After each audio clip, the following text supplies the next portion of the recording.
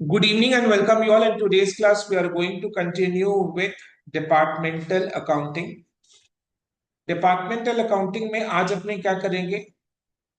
आज अपने सीखेंगे when there is interdepartmental transfer between two departments, as in कि डिपार्टमेंट X ने डिपार्टमेंट Y को कुछ ट्रांसफर किया एंड डिपार्टमेंट Y ने भी डिपार्टमेंट X को कुछ ट्रांसफर किया, यानी दोनों डिपार्टमेंट ने एक दूसरे को गुड्स ट्रांसफर किया, वो भी एट नॉर्मल सेलिंग प्राइस में। एंड दोनों डिपार्टमेंट्स में क्लोजिंग स्टॉक है। तो ऐसे सिचुएशन में दोनों डिपार्टमेंट्स का अनरियलाइज्ड प्रॉफिट हमें कैलकुलेट करना है। टोटल अनरियलाइज्ड प्रॉफिट को कंपनी के नेट प्रॉफिट से एलिमिनेट करना है। तो क्या सीखेंगे अपने? आज अपने ये सीखेंगे जब दो डिपार्टमेंट्स एक दूसरे को गुड्स ट्रांसफर करते हैं, यानी department X is making interdepartmental transfer to department Y and department Y is also making transfer to department X. So दोनों डिपार्टमेंट्स एक दूसरे को गुड्स ट्रांसफर कर रहे हैं, वो भी eight normal selling price, and दोनों डिपार्टमेंट्स में क्लोजिंग स्टॉक है। सो दोनों डिपार्टमेंट्स का अनरियलाइज्ड स्टॉक में जो अनरियलाइज्ड प्रॉफिट है वो कैलकुलेट करके कंपनी के नेट प्रॉफिट में से एलिमिनेट करना है। ठीक है, तो प्रोसेस बहुत सिंपल है, बट पे अटेंशन। डिस्कस करें, एकदम प्रेजेंट मोमेंट में रहना है। चलो, A limited manufacturing electronic components operates with two departments. So A limited का काम क्या? It manufactures electronic components and it has two departments. Transfer made between the departments of both purchased goods and manufactured finished goods. यानी ए limited के दो departments हैं and दोनों departments के बीच में इंटर डिपार्टमेंटल ट्रांसफर एक दूसरे को होता है। एंड दो टाइप के गुड्स हैं, एक है परचेज्ड गुड्स एंड दूसरा है फिनिश्ड गुड्स। परचेज्ड गुड्स को लेकर क्या सोचना है? Raw materials. ठीक है, सो एक है परचेज्ड गुड्स एंड दूसरा है मैन्युफैक्चर्ड फिनिश्ड गुड्स। यानी दोनों डिपार्टमेंट्स के बीच में ये दोनों टाइप का गुड्स ट्रांसफर हो रहा है बिटवीन द टू डिपार्टमेंट्स एक दूसरे को। गुड्स परचेज्ड यानी purchased goods, type 1 of goods, are transferred at cost. Finally अच्छा है ना, एट ट्रांसफर्ड एट कॉस्ट से रिलैक्स क्यों हो रहा है अपने? बिकॉज उसमें अनरियलाइज्ड प्रॉफिट का कोई झमेला नहीं है। ठीक है, चलो अच्छा है, यानी एक गुड्स वैसे हमारे लिए कम हो गया because there is no need to eliminate unrealised profit for these purchased goods because these are transferred at cost. Manufactured goods जो है यानी manufactured finish goods are transferred only at selling price. तो मैन्युफैक्चर्ड फिनिश गुड्स जो transfer होता है between the two departments, these are transferred at selling price, as is the case with open market. मतलब selling price as is the case with open market का मतलब जिस price में market में ये गुड्स बेचता है department, respective department, same price में वो दूसरे डिपार्टमेंट को ट्रांसफर करता है। ठीक है, राइट, यानी नॉर्मल जैसे आउटसाइड कस्टमर्स को जिस भाव में बेचता है सेम प्राइस में दूसरे डिपार्टमेंट को गुड्स ये ट्रांसफर कर। परफेक्ट। अभी department X, department Y, opening stock, sales, wages trading account के डेबिट साइड में, परचेजेस ट्रेडिंग के डेबिट साइड में, क्लोजिंग स्टॉक में परचेज्ड गुड्स, मैन्युफैक्चर्ड गुड्स दोनों है। ठीक है, then the following were transfers from department X to department Y, यानी एक्स टू वाई क्या ट्रांसफर हुआ? Purchased goods rupees 6,000 and finished goods rupees 20,000. तो X to Y purchased goods 6,000, finished goods 20,000 का transfer. ये डिपार्टमेंट एक्स टू वाई है, तो ये department X के लिए सेल की तरह ट्रीट होगा एंड वाई के लिए परचेज की तरह ट्रीट होगा. And from department Y to X purchase goods 5,000 का ट्रांसफर हुआ एंड फिनिश्ड गुड्स 35,000 का ट्रांसफर हुआ. तो ये डिपार्टमेंट वाई के लिए सेल की तरह ट्रीट होगा, डिपार्टमेंट एक्स के लिए परचेज की तरह ट्रीट होगा. Stocks were valued at cost to the departments concern. मतलब जिस डिपार्टमेंट को जिस प्राइस में गुड्स मिला है वो उसी प्राइस में अपने स्टॉक को वैल्यू करता है. तो अगर दूसरे डिपार्टमेंट से उसको जिस प्राइस में गुड्स मिला है, जैसे सपोज अगर दूसरा डिपार्टमेंट ने नॉर्मल सेलिंग प्राइस में ट्रांसफर किया है, तो वही प्राइस ट्रांसफरी डिपार्टमेंट के लिए कॉस्ट है, तो अपना गुड्स को उसी तरीके से वैल्यूएशन करता है. ये स्टेटमेंट जो है stocks were valued at cost to the department concern, आपको हर क्वेश्चन में मिल रहा है, तो एज सच इसका कोई काम नहीं है सोल्यूशन में. ठीक है. देन आगे जो है डिस्कस कर रहे हैं अपने, बट आगे डिस्कस करने से पहले हम लोग डिपार्टमेंटल ट्रेडिंग अकाउंट बना लेंगे. चलो बना. इसमें खाली ट्रेडिंग अकाउंट ही बनाना है क्योंकि ट्रेडिंग अकाउंट का ही इंफॉर्मेशन दिया हुआ है, प्रॉफिट एंड लॉस अकाउंट का इंफॉर्मेशन नहीं है. ठीक है. बोलो.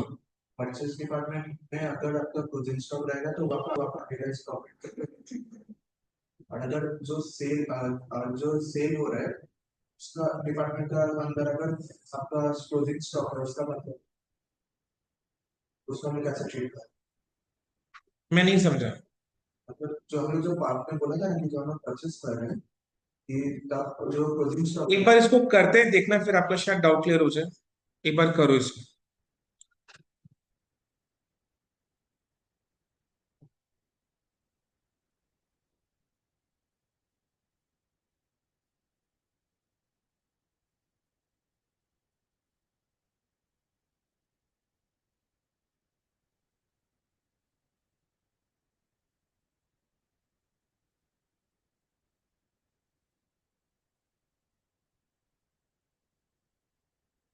इलस्ट्रेशन 17.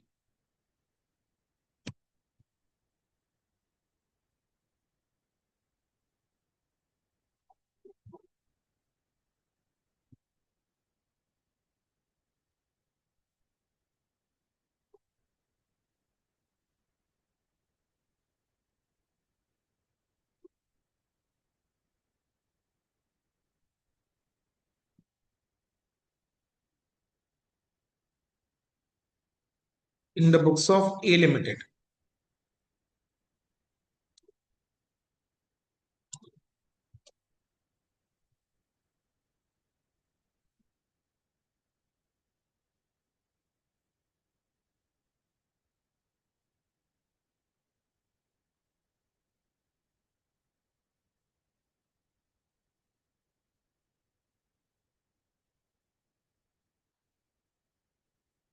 स्टडी मटेरियल खोल के रखो. I'll tell you the page number.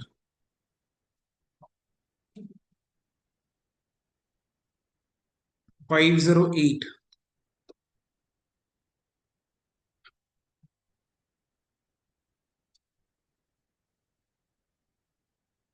ठीक है.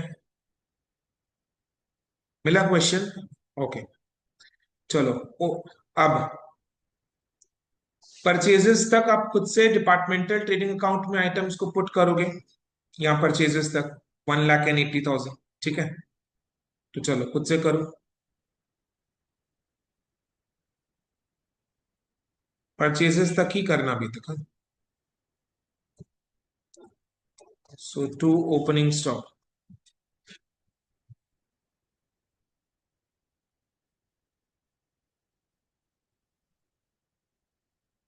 20,000, 15,000.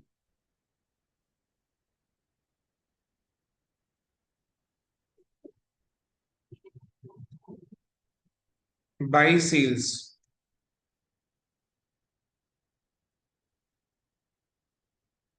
क्रेडिट साइड में 1,90,000, 1,35,000।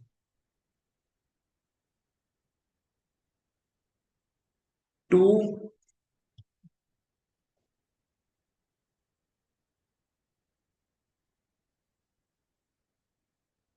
wages, 12,500, 7,500। टू परचेजेस, बोलो। 1,80,000। परफेक्ट। यहां तक बोलो, कोई डाउट है बेटा आपको? अभी next closing stock. Closing stock credit side में। क्लोजिंग स्टॉक कैसे लिखोगे? देखो, सुनो ना। क्रेडिट साइड में अपने को इंटर डिपार्टमेंटल ट्रांसफर का भी अमाउंट को पुट करना है, तो उसके लिए अपने क्रेडिट साइड में 3-4 लाइन का स्पेस छोड़ रहे हैं। तो ये चीज क्लास में समझो और प्रोग्रामिंग कर लो माइंड में, ताकि एग्जाम में ऑटोमेटिकली आप 3-4 लाइन का जगह छोड़कर ही आप क्लोजिंग स्टॉक को लिखो। मैं हमेशा क्या सजेस्ट करता हूँ कि जिस ऑर्डर में क्वेश्चन में इंफॉर्मेशन दिया हुआ है, सेम ऑर्डर में उसको सोल्यूशन में ट्रीटमेंट दो, ताकि मेरा एक भी आइटम लेना छूट ना जाए। तो बाय क्लोजिंग स्टॉक, डैश नीचे में, वेरी गुड, परचेज गुड्स, उसके नीचे डैश, मैन्युफैक्चर्ड गुड्स।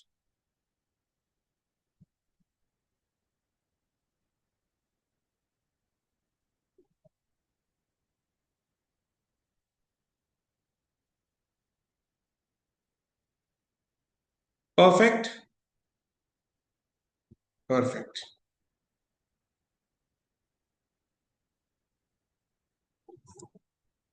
यहां तक कोई फ्रिक्शन नहीं है। Then inter departmental transfer, department X to Y.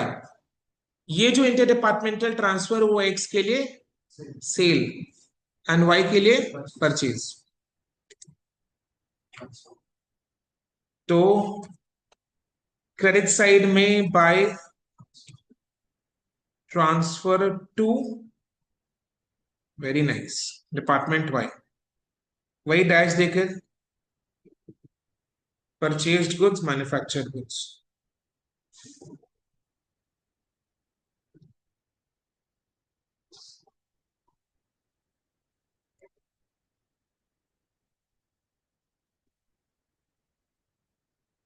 $6,000 purchased goods है एंड फिनिश्ड गुड्स 20,000।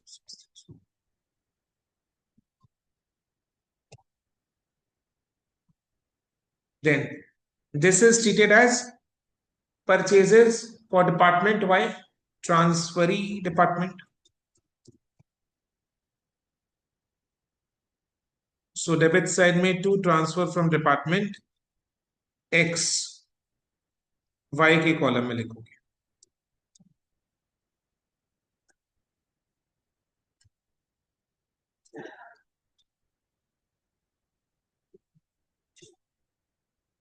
किया बेटा? देखो Y के कॉलम में लिखा। Next. Now from department Y to X, purchased goods 5,000, finished goods 35,000। ठीक है। सो ये डिपार्टमेंट वाई के लिए पर, बोलो, सेल है, correct. So by transfer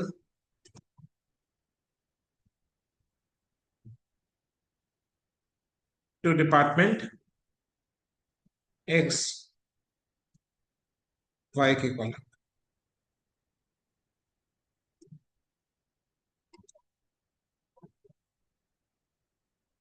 5,000 and 35,000, correct.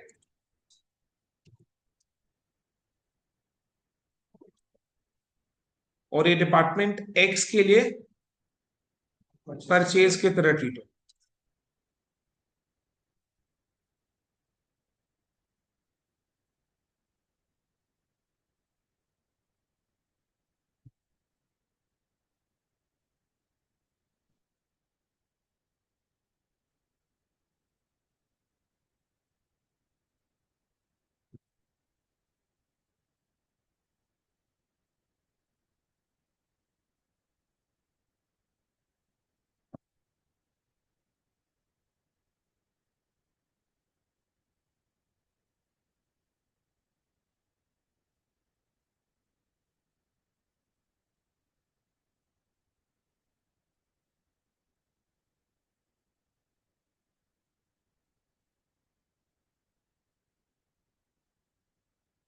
ठीक है,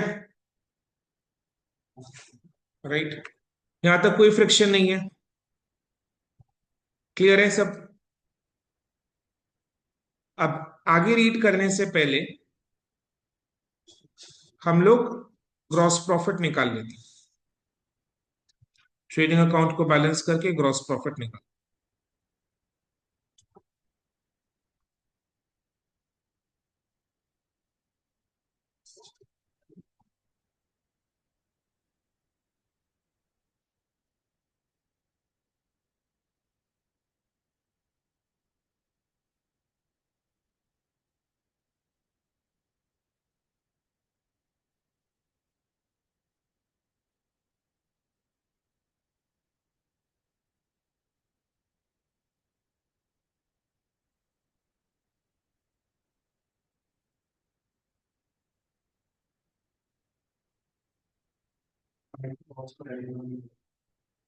कोई बात नहीं।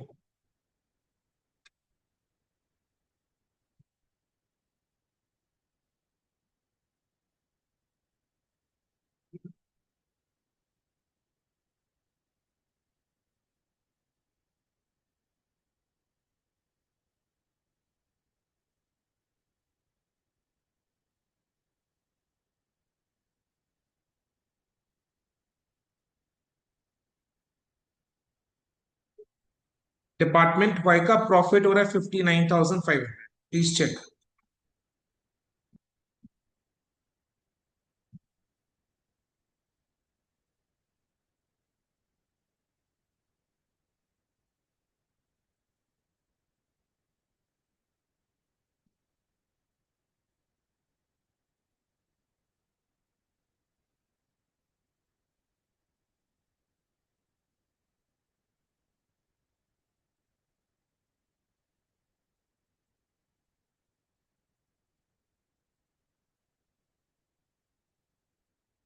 देखो कहाँ मिस्टेक किया, अमाउंट अमाउंट मैच करो।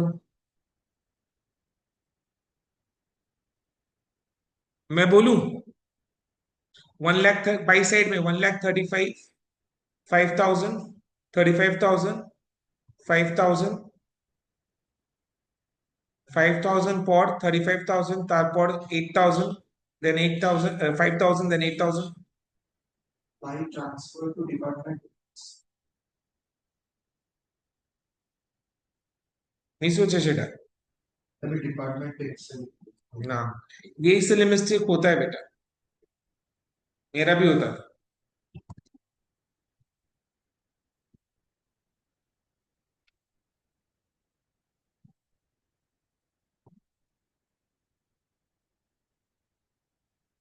बोलो सही है अभी।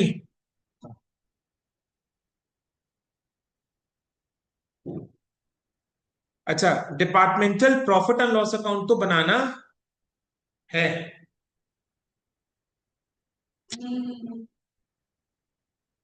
आप बोलो तो रही, क्योंकि प्रॉफिट एंड लॉस अकाउंट का तो आइटम दिया हुआ ही नहीं है ना, सो खाली डिपार्टमेंटल ट्रेडिंग अकाउंट बनाना है।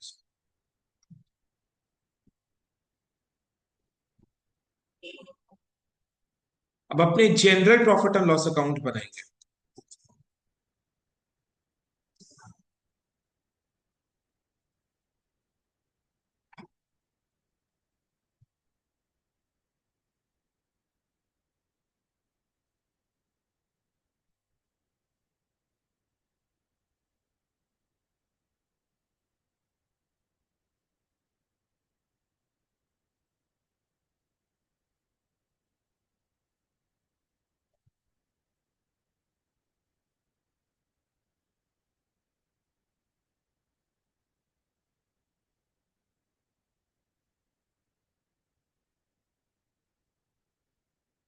You have done the calculations by your own. You have seen the figure and the copy किया फिगर को, हाँ कैलकुलेट किया है ना खुद से, ठीक है। यहां तक एक भी डाउट है? पक्का क्लियर है? ओके। अब departmental profit and loss account नहीं बना पाएंगे because departmental profit and loss account के लिए कोई भी इंफॉर्मेशन अवेलेबल नहीं है, तो सिंपली सीधा general profit and loss account में आ जाओ।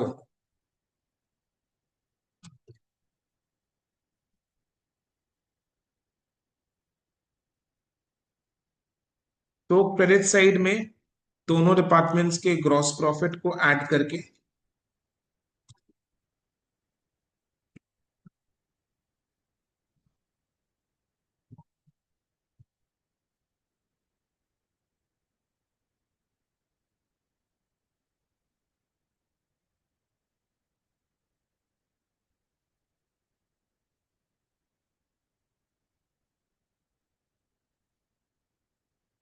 अब अपने जब general profit and loss account बनाते हैं तो उसमें अनरियलाइज्ड प्रॉफिट को एलिमिनेट करते हैं।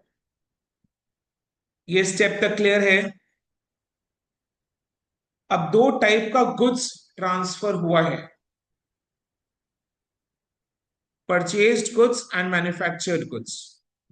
इन दोनों में से कौन से टाइप ऑफ गुड्स में अनरियलाइज्ड प्रॉफिट को एलिमिनेट करने का झमेला है?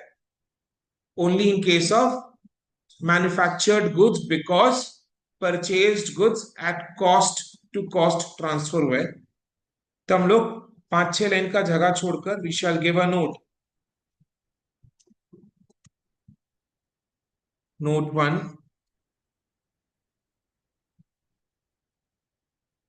there is no need to eliminate unrealized profit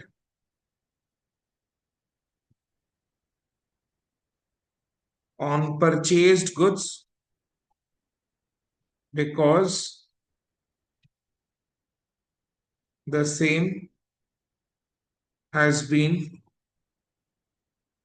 transferred at cost.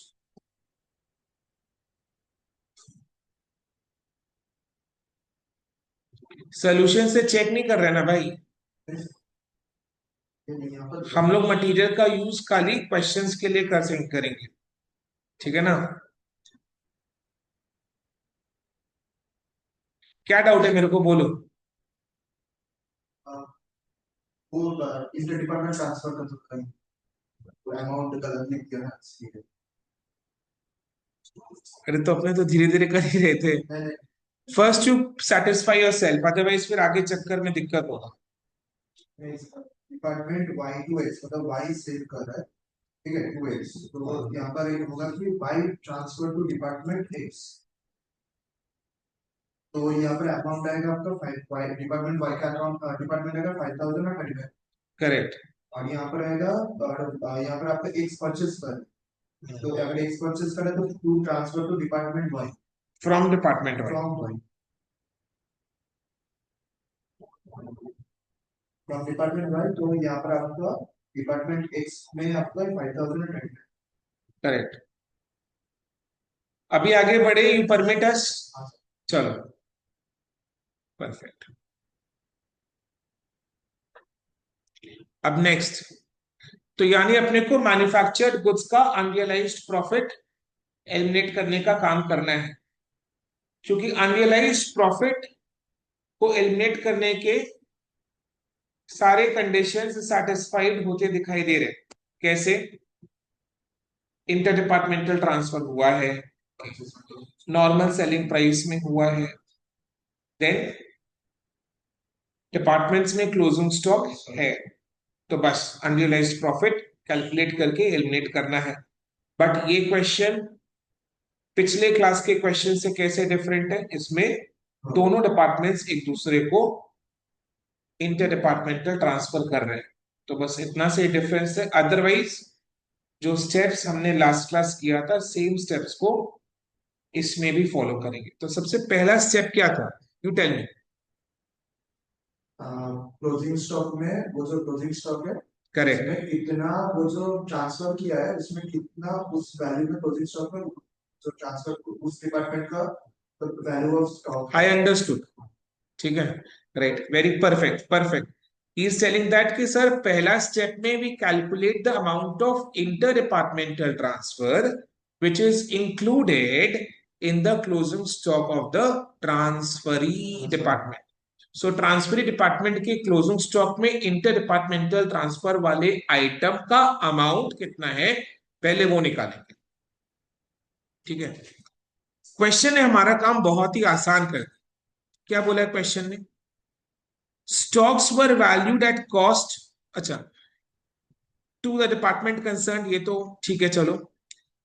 It is estimated that, अनुमान लगाओ, that the closing stock of manufactured goods में अनरियलाइज्ड प्रॉफिट है।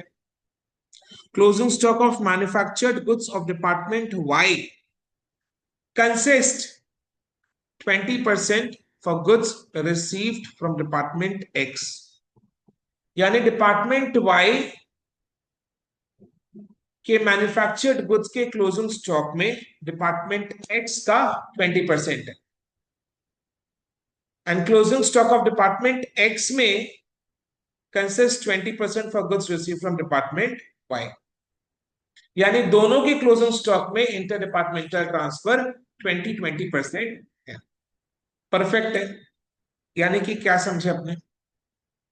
क्लोजिंग स्टॉक में और ट्रांसफर का 20%। क्लोजिंग स्टॉक में आ जाओ। क्लोजिंग स्टॉक ये है, रुक जाओ बेटा, रुको, स्टेप बाय स्टेप। हाँ, ये देखो, ये क्लोजिंग स्टॉक मैन्युफैक्चर्ड गुड्स का है। परचेज गुड्स तो मेरे डिस्कशन से आउट हो चुके, आउट है। मैन्युफैक्चर्ड गुड्स का क्लोजिंग स्टॉक डिपार्टमेंट एक्स का कितना है? पार्टिसिपेट 7,000। 7,000 में 20% डिपार्टमेंट वाई से आया, तो 7,000 का 20% is 1,400 is the amount of interdepartmental transfer included in 7,000, जो वाई से आया एक्स के स्टॉक में है। डिपार्टमेंट वाई का क्लोजिंग स्टॉक कितना है मैन्युफैक्चर्ड गुड्स का? 8,000। इसमें 20% इज 1,600, जो कहां से आया? एक्स से आया। So that is the amount of interdepartmental transfer included in the closing stock of department Y. Clear? ठीक है, चलो करो।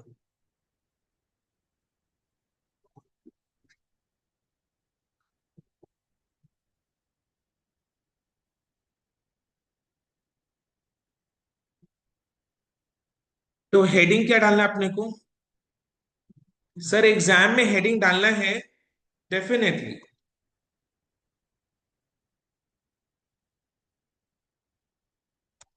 Amount of interdepartmental transfer included in the closing stock of the transferee departments.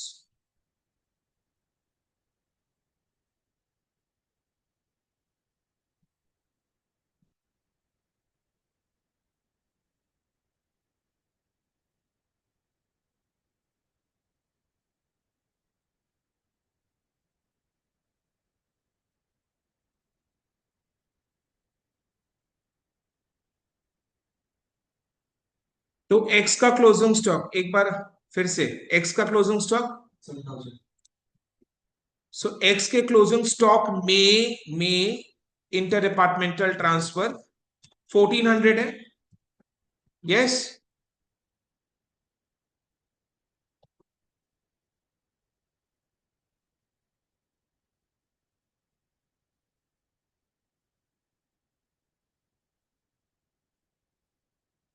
Y का closing stock 8,000 में inter departmental transfer 1,600 है।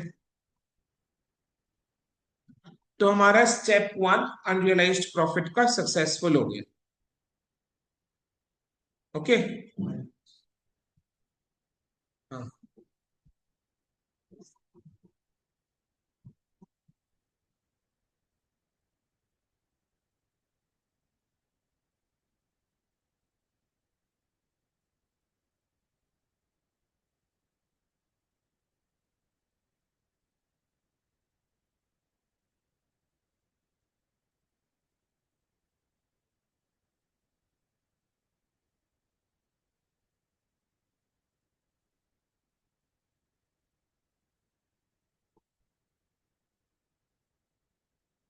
Next unrealised profit का step 2 क्या था? यू टेल मी ना। ग्रॉस प्रॉफिट का रेट कौन से डिपार्टमेंट का कैलकुलेट करते हैं? वेरी नाइस, चलो चलो सब रिवाइज करके, very nice. So next step में gross profit rate of the transferor department calculate करेंगे। क्यों? पिछले साल क्योंकि हाँ, क्योंकि ट्रांसफरर ने ट्रांसफर किया है नॉर्मल सेलिंग प्राइस में, यानी ट्रांसफरर ने ही अपना मार्जिन ऐड करके ट्रांसफर किया था ट्रांसफरी को, तो वो ट्रांसफरी के क्लोजिंग स्टॉक में पड़ा हुआ है, तो इसीलिए अनरियलाइज्ड है। तो हम लोग ट्रांसफर डिपार्टमेंट का जीपी रेट कैलकुलेट करेंगे। And GP rate is calculated how, what is the formula? मजा नहीं आ रहा है। Gross profit divided by sales into 100, वो बेसिक आइडिया है, बट इसमें gross profit by sales plus inter departmental transfer into 100। चलो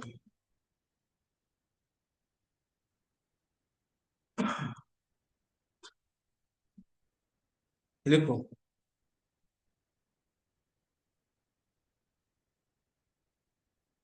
note 3, rate of gross profit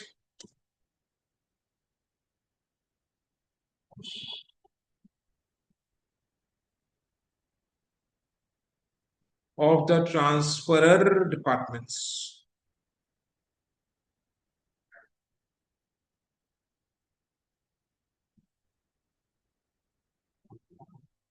थोड़ा फास्ट लिखना है अपने को।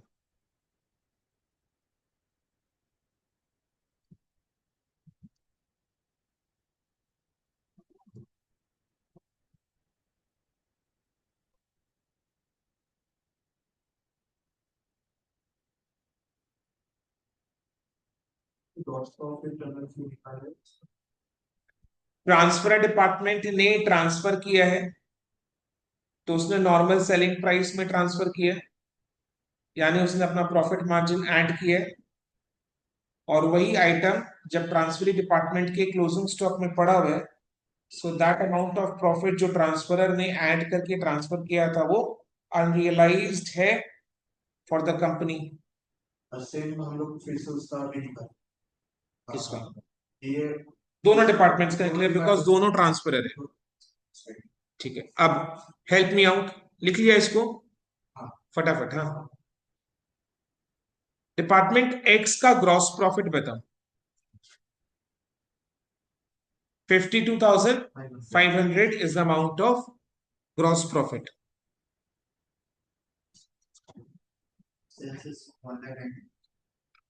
Wait hold. हाँ, येलो में देखो, एक्स का gross profit is 52,500। Now tell me, think from whatever you have learned in the last two classes, tell me, x ने जो 52,500 का प्रॉफिट अर्न किया है, ये कितने अमाउंट पर अर्न किया है? Very nice. 1,90,000 जो बाहर के कस्टमर्स को सेल किया नॉर्मल सेलिंग प्राइस, उसमें ग्रॉस प्रॉफिट कमाया, एंड जो मैन्युफैक्चर्ड गुड्स डिपार्टमेंट एक्स ने वाई को ट्रांसफर किया था 20,000, वो भी नॉर्मल सेलिंग प्राइस में ट्रांसफर किया था, तो उसमें में भी ग्रॉस प्रॉफिट कमाया, तो दोनों पर ग्रॉस प्रॉफिट कमाया। 1,90,000 का सेल जो बाहर के कस्टमर्स को किया, 20,000 का सेल जो डिपार्टमेंट वाई को किया, राइट? इन दोनों पर total gross profit department x ने 52,500 कमाया।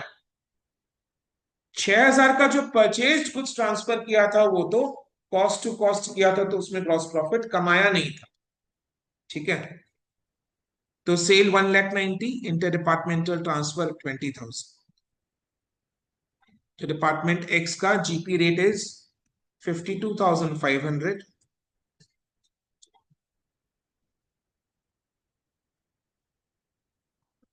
Divided by 1,90,000 plus 20,000।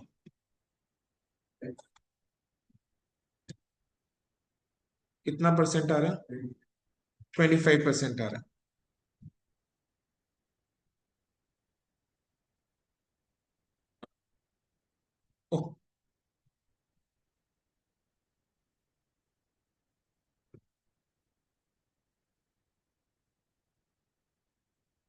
अब सेम वे में डिपार्टमेंट वाई का जीपी रेट निकालो।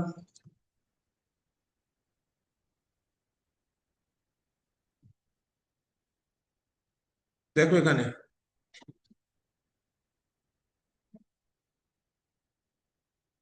ऑरेंज को देखो, डिपार्टमेंट वाई का ग्रॉस प्रॉफिट है 59,500। ये 59,500 का ग्रॉस प्रॉफिट डिपार्टमेंट वाई ने 1,35,000 के सेल प्लस प्लस बोलो, हाँ 35,000 है ना, राइट।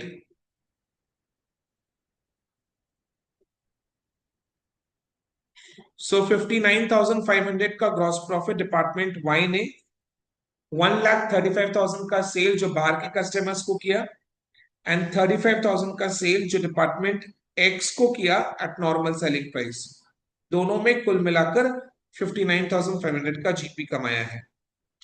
तो ग्रॉस प्रॉफिट रेट इज, निकल गया,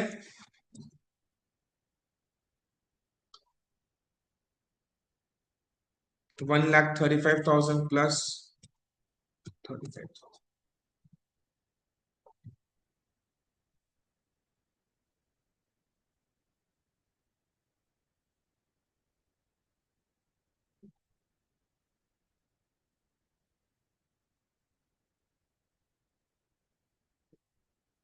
35%। ठीक है। The final step, the final step to calculate unrealised profit, क्या होना चाहिए मेरा फाइनल स्टेप?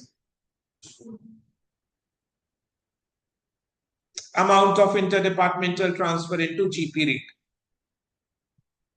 मेरे पास दो तो amount of inter departmental transfer है एंड दो तो जीपी रेट है, तो किसको किससे मल्टीप्लाई करें? Think and tell me. ये अगर क्रैक कर लिया है, नहीं भी कर पाए तो डिस्करेज मत होना, बट अगर क्रैक कर लिया है देन समझ जाना कि आपको पूरा कॉन्सेप्ट क्रिस्टल क्लियर हो गया है। तो क्वेश्चन क्या है? मेरे पास दो इंटर डिपार्टमेंटल ट्रांसफर है एंड दो तो जीपी रेट है, तो कौन से इंटर डिपार्टमेंटल ट्रांसफर को कौन से डिपार्टमेंट की जीपी रेट से मल्टीप्लाई करके अनरियलाइज्ड प्रॉफिट को कैलकुलेट करना है? ये आपने गैस किया, तो आप इसका रीजन बताओ फिर। इसने सेल किया वाई को, तो वाई का तो उसका ही तो होता ना, एक्स ने सेल किया उसका तो जीपी रेट कम था, तो वाई भी सेल किया है उसको। हाँ तो एक्सप्लेन करने का कोशिश करो, यहां तक सही चल रहा है फिर। हाँ तो एक्स ने, एक्स का भी तो मतलब एक्स का तो स्टॉक तो वाई के क्लोजिंग स्टॉक में पड़ा हुआ है। Very nice, very nice. तो इसलिए हम लोग एक्स, एक्स से हम लोग वाई डिपार्टमेंट एक्स।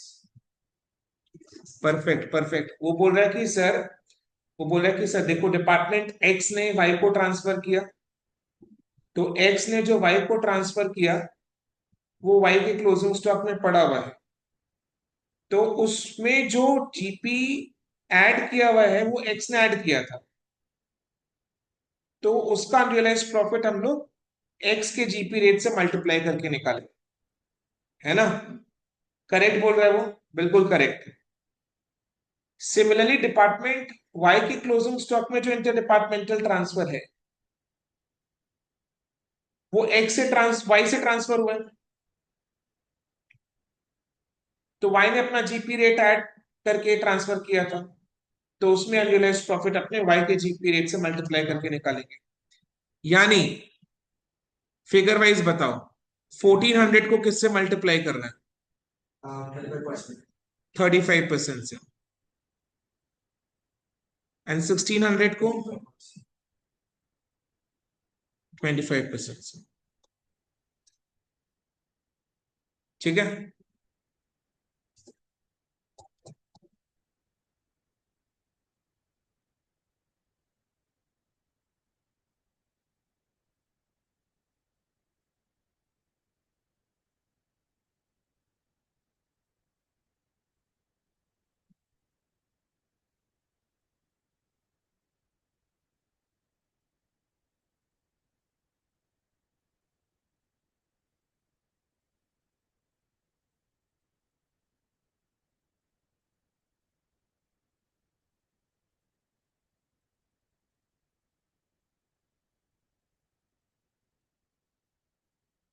इसका मतलब हमने टेस्ट को पास कर लिया।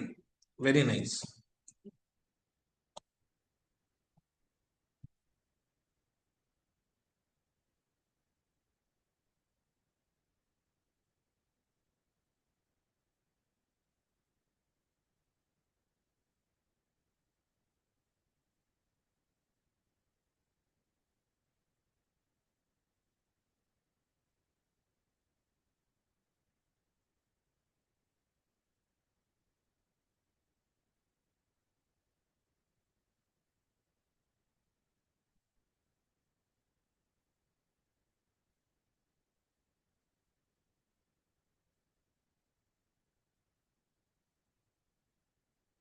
तो टोटल में मेरा अनरियलाइज्ड प्रॉफिट 890 का है, जिसको हम general profit and loss account के डेबिट साइड में रखेंगे। To unrealised profit 890, then we calculate net profit, जो हम बैलेंस शीट में ले जाएंगे।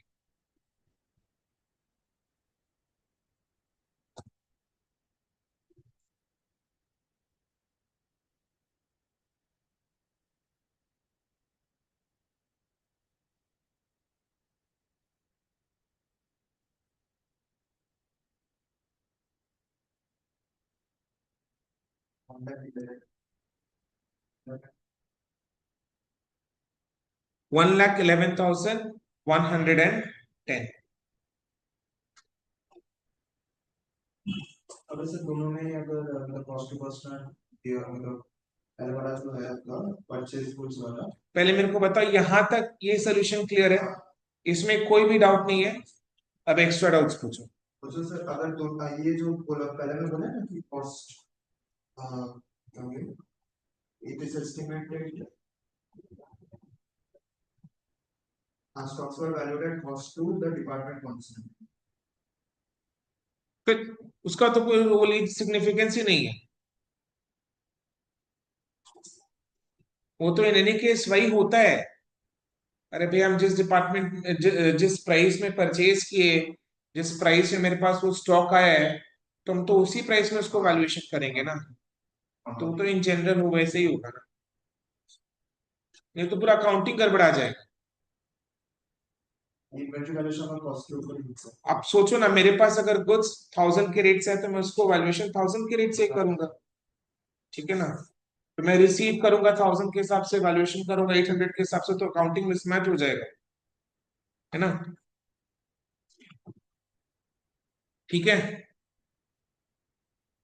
ओके। तो फाइनल नेट प्रॉफिट आ रहे हैं 1,11,110, राइट? अभी क्लियर है? यहां तक कोई फ्रिक्शन नहीं है। अभी लास्ट, द फाइनल टच, ध्यान से सुनना अभी। हाँ, आप समझ में आएगा कि इंस्टीट्यूट का मटेरियल सॉल्व करना इतना इंपॉर्टेंट है, बिकॉज इंस्टीट्यूट के मटेरियल से हम इंस्टीट्यूट के लैंग्वेज को समझ सकते हैं। इंस्टीट्यूट हमें क्या कहना चाहता है वो समझ पाएंगे, ताकि एग्जाम में भी हम क्वेश्चन को समझ पाए। क्वेश्चन को समझ लेगा तो आराम से उसका आंसर कर पाएगा। अब देखो क्वेश्चन में क्या है, लास्ट लाइन में देखो, you are required to prepare departmental trading account. तो मेरा डिपार्टमेंटल ट्रेडिंग अकाउंट तो ये है, ये रहा मेरा डिपार्टमेंटल ट्रेडिंग अकाउंट। तो ये मेरा first part of the answer. ठीक है, ये मेरा first part of the answer है। ओके, नेक्स्ट, ए लिमिटेड से ट्रेडिंग अकाउंट, यानी अपने को कंसोलिडेटेड ट्रेडिंग अकाउंट भी बनाना है। यानी दोनों डिपार्टमेंट्स को ऐड करके एक सिंगल ट्रेडिंग अकाउंट भी बनाना है। कंपनी तो हो गया। A limited is the name of the company, तो उसका एक सिंगल ट्रेडिंग अकाउंट, जिसमें दोनों डिपार्टमेंट्स का सम टोटल होगा ऐड करके। ठीक है? Right, for the year ended March 31, 2022। आगे रीड नहीं कर रहे, ठीक है। अब इसमें एक जगह ट्विस्ट आएगा, बट वो जब आएगा तब डिस्कस करेंगे। तो अभी सिंपली अपने क्या कर रहे हैं, क्वेश्चन का सेकेंड पार्ट, यानी अपने को एग्जाम में ये general profit and loss account prepare नहीं करना है। तो आपने क्यों कराया का, रफ में भी नहीं करना है, वो खफा हो जाएगा आपसे। ठीक है, कि ये नहीं समझ पाए, रफ में करने भी जाएगी तो टाइम लगेगा ना, मैं आपको समझा दूंगा अच्छे से, बिना किए भी कैसे मैनेज हो जाएगी। बट अभी के लिए जान के रखो कि अपने को ये जनरल पीएल आंसर में नहीं करना है, ठीक है। राइट, ओके, चलो करो।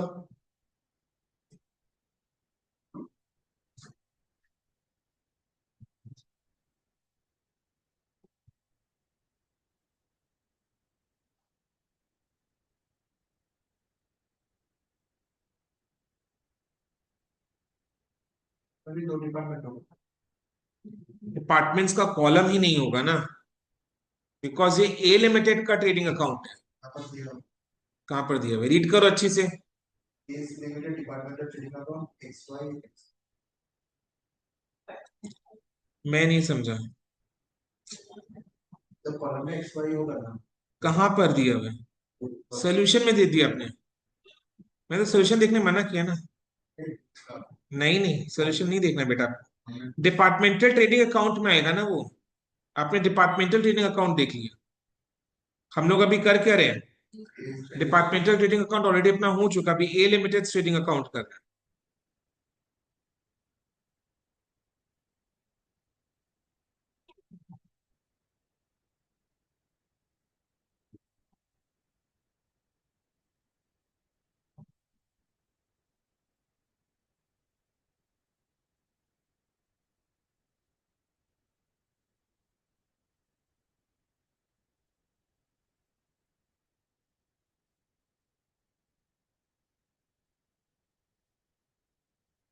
यानी अमाउंट का एक ही कॉलम होगा।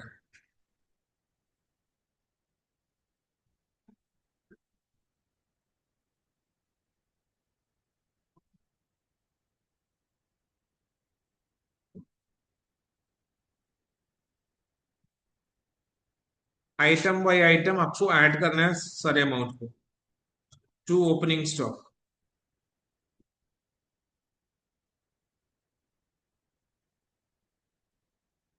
35,000,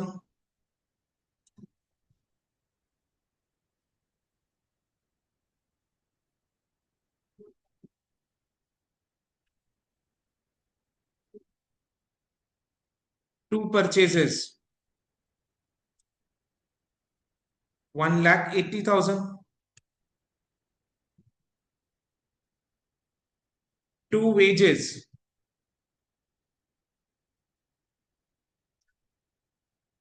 20,000,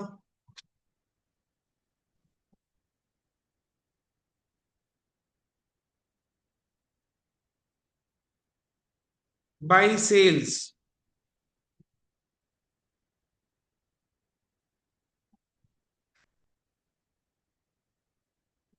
1,90,000 प्लस 1,35,000 कितना आ रहा है?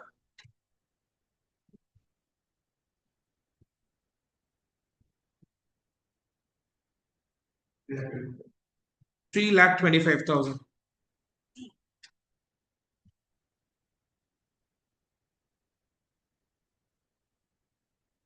ठीक है, नेक्स्ट मेरे को बताओ, ये जो इंटर डिपार्टमेंटल ट्रांसफर हुआ है X to Y and Y to X, क्या ये कंपनी के ट्रेडिंग अकाउंट में आना चाहिए?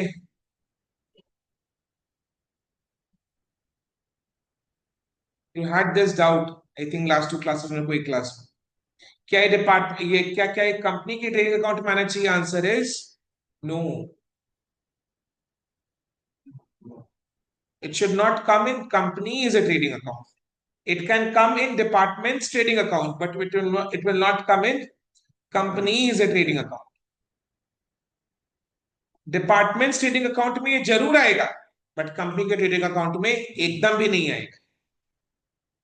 ठीक है, क्लियर है। Next, then by closing stock.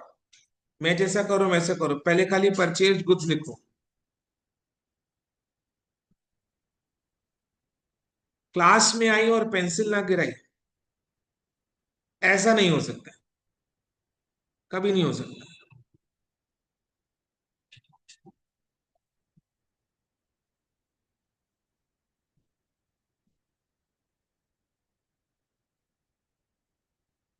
Pencil उठने को राजी नहीं, मन में तब तक बेचैनी रहेगा, हाय मेरा पेंसिल गिरा पड़ा है।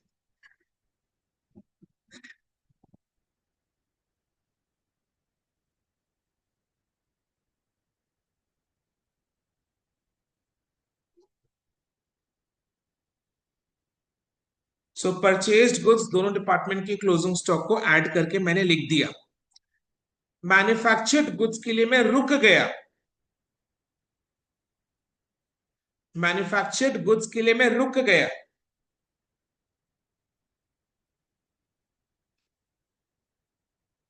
स्टॉक, ध्यान सुनो, क्यों रुका आप ध्यान सुनो, हो गया यहां तक, ठीक है। मैन्युफैक्चर्ड गुड्स का क्लोजिंग स्टॉक का अमाउंट डिपार्टमेंट एक्स में 7,000 एंड वाई में 8,000। हम लोग को बनाना क्या अभी, कंपनी ए लिमिटेड का ट्रेडिंग अकाउंट। तो ये जो 7,000 8,000 है, सबसे पहले तो ये समझो कि इन्वेंट्री यानी stock, unsold stock, closing stock को वैल्यू करने का प्रिंसिपल क्या है, प्रिंसिपल इज कॉस्ट और net realisable value whichever is lower. Sir what is net realisable value, that we shall understand in accounting standard 2 जो अपने syllabus में है। अभी के लिए फॉर द टाइम भी अपने को कॉस्ट में उसका वैल्यूएशन होगा, अपने को कॉस्ट में उसका वैल्यूएशन करना है। सर ये कॉस्ट में ही तो है, अभी जस्ट थोड़ी देर पहले शायद ने बोला stocks are valued at cost to the departments, तो ये तो 7,000 this is cost to the department, 8,000 is cost to the department, और हम लोग को अभी कॉस्ट टू द कंपनी निकालना है। आई बात समझ में, 7,000 is cost to department X, 8,000 is cost to department Y।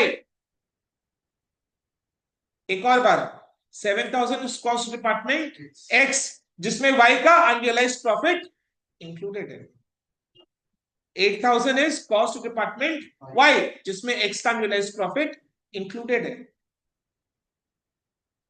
तो अपने को वो अनरियलाइज्ड प्रॉफिट को हटाकर स्टॉक को कॉस्ट टू द कंपनी में लाना होगा।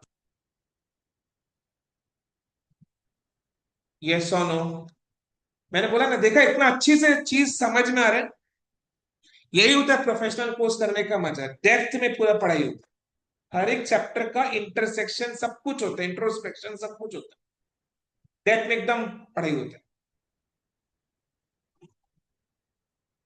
तो अपने को 7,000 कॉस्ट में लाना है, जिसमें कैसे लाएंगे, 7,000 में जो वाई का अनरियलाइज्ड प्रॉफिट है उसको हटा देंगे। कितना है वो, ये कैलकुलेट किया ना, देखो 490 unrealised profit in the stock of department x, निकालते टाइम आपने वाई के जीपी रेट से मल्टीप्लाई किया था, तो डिपार्टमेंट एक्स के स्टॉक में 490 का अनरियलाइज्ड प्रॉफिट है, तो उसको हटाकर माइनस करके हम उसको कॉस्ट में ले आएंगे।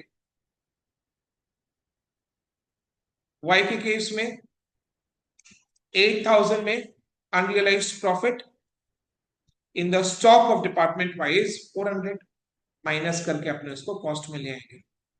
क्लियर,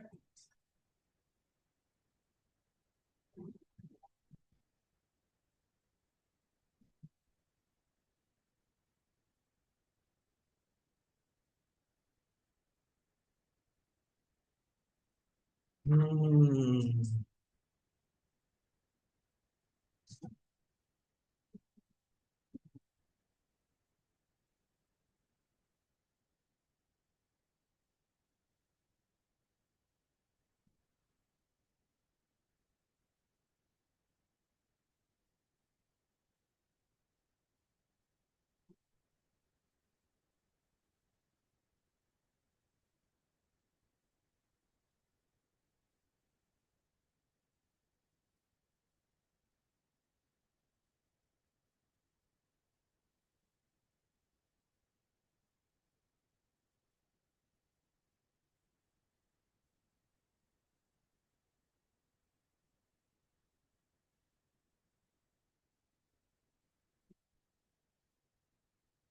ठीक है।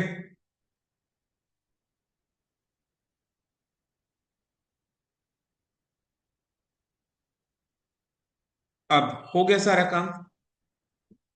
अब फाइनल कंपनी ए लिमिटेड का प्रॉफिट को निकालो। ये कंपनी का प्रॉफिट है, ग्रॉस प्रॉफिट। देखो कितना आता है।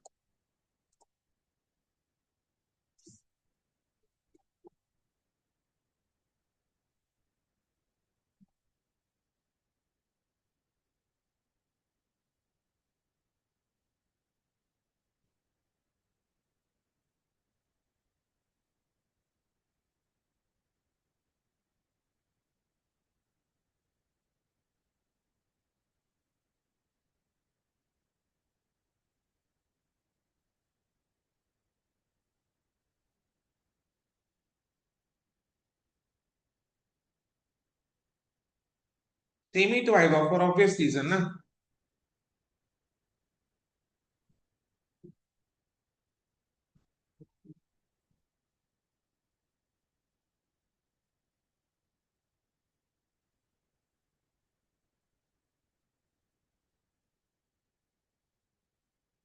क्योंकि आपने अनरियलाइज्ड प्रॉफिट को एलिमिनेट कर दिया है।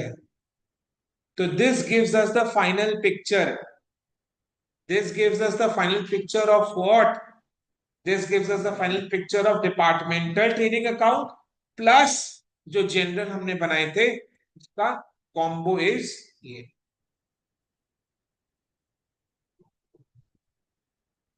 क्लियर है? प्रॉफिट एंड लॉस अकाउंट, हाँ जनरल प्रॉफिट एंड लॉस। हाँ, तो उसका combo is this, departmental trading and profit and loss account plus general profit and loss account का कॉम्बो इज दिस।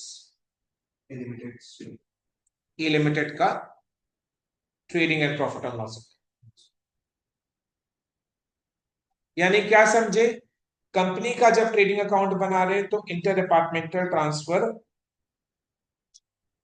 नहीं आएगा उसमें, बिकॉज वो कंपनी के ही दोनों डिपार्टमेंट्स में ट्रांसफर हो रहा है, तो वो कंपनी के ट्रेडिंग अकाउंट में दिखाते नहीं है। एंड कंपनी का ट्रेडिंग अकाउंट बनाते टाइप जब हम लोग क्लोजिंग स्टॉक को रख रहे हैं तो क्लोजिंग स्टॉक एट कॉस्ट में वैल्यू किया जाएगा। एंड क्लोजिंग स्टॉक को कॉस्ट में वैल्यूएशन करने के लिए अनरियलाइज्ड प्रॉफिट को एलिमिनेट करना होगा जो दूसरे डिपार्टमेंट ने लगाकर भेजा था। ठीक है, समझ में आया ना? ओके। अब क्वेश्चन का एक और पार्ट है, and also show the reconciliation of profits ascertained from these accounts। क्या पूछ रहा है देखो, also show the reconciliation of the profits ascertained from these accounts माने these accounts यानी departmental trading account and A is the trading account.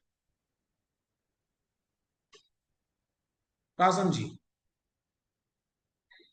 Departmental trading account and A is trading account में जो profit आया है उसका reconciliation मतलब जो difference है उसका रीजन बता, कॉज बता। देखिए गाने, जैसे मैंने पहले भी कहा था कि हमारे आंसर में ये general profit and loss account नहीं आएगा। तो हमारे आंसर का पहला पार्ट इज हमारा डिपार्टमेंटल ट्रेडिंग अकाउंट। और डिपार्टमेंटल ट्रेडिंग अकाउंट में हम डिपार्टमेंट वाइज कितना कितना प्रॉफिट देख रहे हैं, 52,500 एंड 59,500, तो टोटल इज 1,12,000। ठीक है। देन नेक्स्ट हमने क्या बनाया, as per the requirement of the question, A limited का ट्रेडिंग अकाउंट जिसमें प्रॉफिट इज 1,11,110। तो दोनों प्रॉफिट में जो डिफरेंस है, कितना का डिफरेंस है, 1,12,000 माइनस 1,11,110, कितना का डिफरेंस है, 890 का डिफरेंस है। तो वो 890 का डिफरेंस का रीजन बताओ। So वो difference कौन सा है? देखो हमने as per the requirement of the question departmental trading account बनाया। डिपार्टमेंटल ट्रेडिंग अकाउंट में डिपार्टमेंट का gross profit X and Y का इतना रहा है, so total is 1,12,000। Then question का next require, you don't write when I talk, ठीक है, अदरवाइज क्लास का टाइम वेस्ट होगा, और क्लास का टाइम वेस्ट होने से मेरा क्लास टाइम नहीं वेस्ट हो रहा, आपका टाइम वेस्ट हो रहा है ना, एग्जाम आपका है। So total departmental gross profit is coming to 1,12,000। Then as per the requirement of the question हमने ए लिमिटेड का ट्रेडिंग अकाउंट बनाया। ऊपर में जो जनरल पीएल बनाया था वो तो अपने कन्वीनियंस के लिए बनाया था, वो एग्जाम में करके नहीं आना है। एग्जाम में ए लिमिटेड का ट्रेडिंग अकाउंट बनाना, जिसको बनाने के लिए मैंने आपको बताकर दिखाया। अब ए लिमिटेड की ट्रेडिंग अकाउंट में कितना ग्रॉस प्रॉफिट आ रहा है, 1,11,110। तो दोनों ग्रॉस प्रॉफिट में डिफरेंस है। डिपार्टमेंटल ट्रेडिंग अकाउंट में ग्रॉस प्रॉफिट का total is 1,12,000 and A limited के ट्रेडिंग अकाउंट में द ग्रॉस प्रॉफिट इज 1,11,110। सो दोनों ग्रॉस प्रॉफिट में कितना का डिफरेंस है, tell that. 1,12,000 minus 1,11,110 which is coming to rupees 890। तो ये जो 890 का डिफरेंस है, ये डिफरेंस का रीजन क्या है, 890 is amount of unrealised profit. 890 is amount of unrealised profit. हम लोग तो वो अनरियलाइज्ड प्रॉफिट यहाँ पे ऐड नहीं, मतलब इसको मतलब क्योंकि डिपार्ट करेक्ट, एब्सोल्युटली, क्योंकि डिपार्टमेंट के ग्रॉस प्रॉफिट में अनरियलाइज्ड प्रॉफिट एलिमिनेटेड नहीं था। तो उसमें से अगर अपने 890 का अनरियलाइज्ड प्रॉफिट को एलिमिनेट कर देते, मतलब माइनस कर देते, 890 को माइनस करके कितना आएगा, 1,11,110।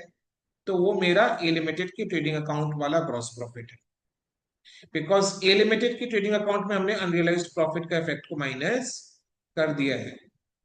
और ये जो हम रिकंसिलिएशन का बात कर रहे हैं, यही रिकंसिलिएशन हमने general profit and loss account में शो किया है।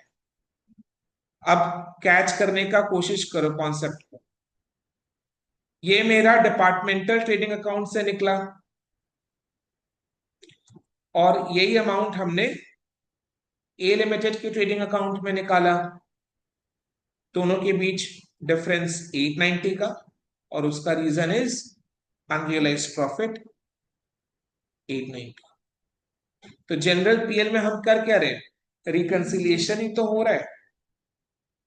तो इस क्वेश्चन में क्या किया, थोड़ा डिफरेंट पैटर्न सेट किया है कि ए लिमिटेड का ट्रेडिंग अकाउंट पूछा एंड साथ में एक रिकंसिलिएशन का स्टेटमेंट बनाने को बोला है। करेक्ट, वो अपने को स्टेटमेंट बनाना है। तो it is testing you in all the ways. तो एक स्टूडेंट को टेस्ट कर रहा है कि उसको ए लिमिटेड का स्टैंड अलोन ट्रेडिंग अकाउंट बनाना आता है कि नहीं आता, जिसमें वो क्या चेक कर रहे हैं कि उसने इंटर डिपार्टमेंटल ट्रांसफर लिया कि नहीं लिया, उसने क्लोजिंग स्टॉक को कॉस्ट में वैल्यू किया कि नहीं किया, अनरियलाइज्ड प्रॉफिट को उसमें सेलिब्रेट किया कि नहीं किया। एंड देन ये भी टेस्ट कर रहे हैं क्या वो स्टूडेंट समझ पा रहा है कि डिपार्टमेंट का ग्रॉस प्रॉफिट और कंपनी के ट्रेडिंग अकाउंट में जो ग्रॉस प्रॉफिट आया उन दोनों के बीच जो डिफरेंस है उसका रीजन क्या है। तो वो भी टेस्ट कर रहा है कि वो अनरियलाइज्ड प्रॉफिट है, बिकॉज अपने डिपार्टमेंट के ट्रेडिंग अकाउंट में अनरियलाइज्ड प्रॉफिट को एलिमिनेट नहीं किया। क्लियर है, समझ में नहीं?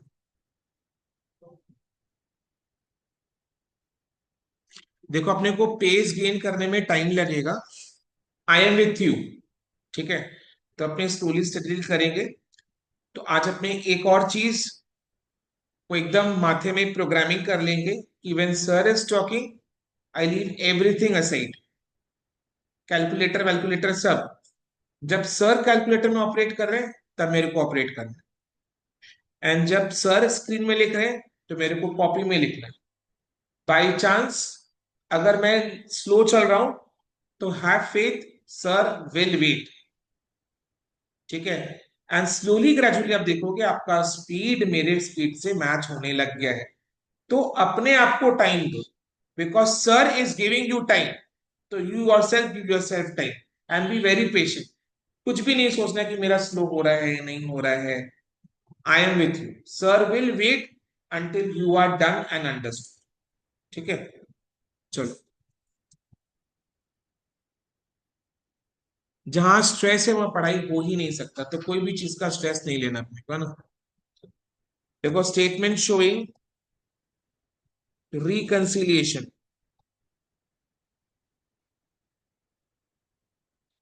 मैं पता है शॉर्ट में क्या करूंगा, एग्जाम में तो इतना टाइम नहीं रहेगा, तो रिकंसिलिएशन स्टेटमेंट। और रिकंसिलिएशन स्टेटमेंट में तो उसको दिख ही जाएगा कि आपने किस किस को रिकंसाइल किया। तो उसको मैं हेडिंग में अगर लिख दूंगा ना, तभी क्लास में तो ठीक है, बट एग्जाम में वो टाइम वेस्ट हो जाएगा, it mean seconds matter. Reconciliation statement,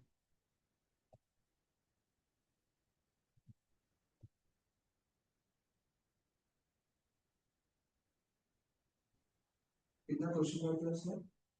वो बताएंगे सब, हाँ। ये आप समझ लो 8। हाँ, ग्रॉस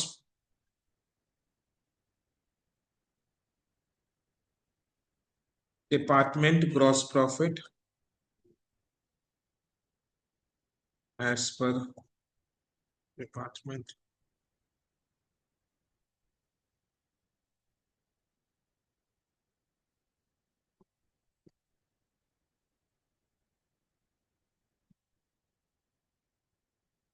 देखो मैंने अमाउंट सही लिखा है क्या, एक बार चेक कर लेना।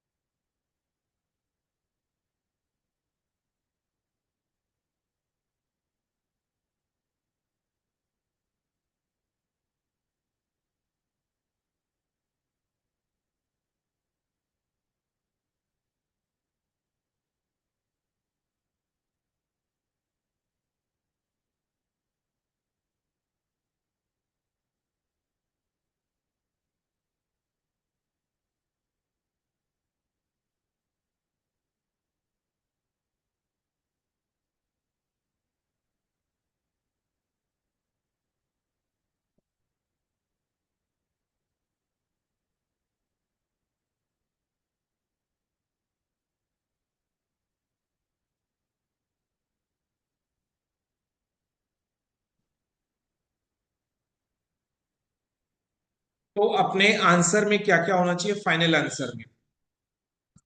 Number 1 departmental trading account, number 2 में ये सारे वर्किंग नोट्स 1 to 4।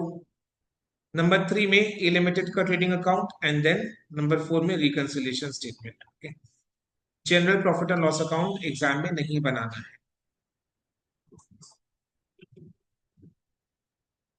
अब मेरा एक डाउट है, ये क्वेश्चन पूरा क्लियर है? ठीक है, अब मेरा डाउट सुनो और आप लोग आंसर करो, वो डाउट को क्लियर करो। मेरा डाउट ये है कि पता नहीं कोई एक सम में जिसमें ओपनिंग स्टॉक भी था, शायद इसी सम में था, इलस्ट्रेशन 15 में, if I can recall, illustration 15 में ओपनिंग स्टॉक भी था एंड ओपनिंग स्टॉक पर भी हमने अनरियलाइज्ड प्रॉफिट को निकाल कर उसको general profit and loss account के क्रेडिट साइड में रखे थे। ये डाउट आता आप लोग को जब आप लोग प्रैक्टिस करते, तो मैंने वो डाउट अभी पूछ लिया ताकि आपको प्रैक्टिस के टाइम फ्रिक्शन ना हो।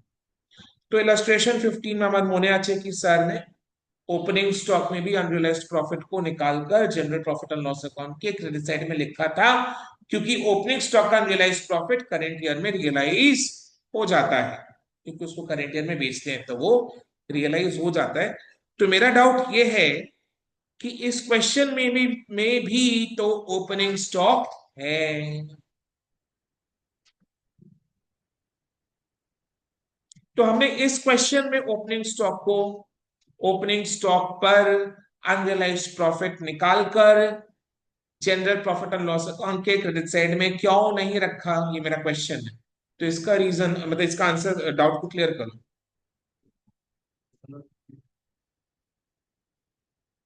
नहीं तो क्यों रचिना?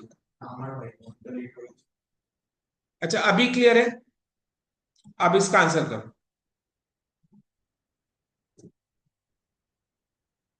Tomorrow will get the recording in, अब कर लेना उसको।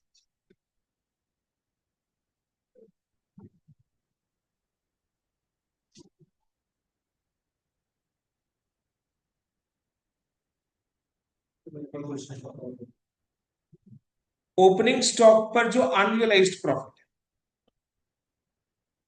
वो करेंट ईयर में रियलाइज हो जाता है, तो उसको अपने करेंट ईयर के general profit and loss account में रख देते हैं। तो इस क्वेश्चन में वैसा क्यों नहीं? ओपनिंग स्टॉक तो है।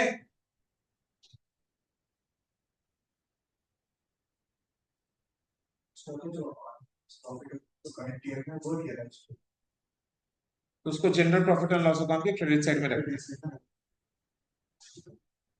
तो इस क्वेश्चन में ऐसा क्यों नहीं किया?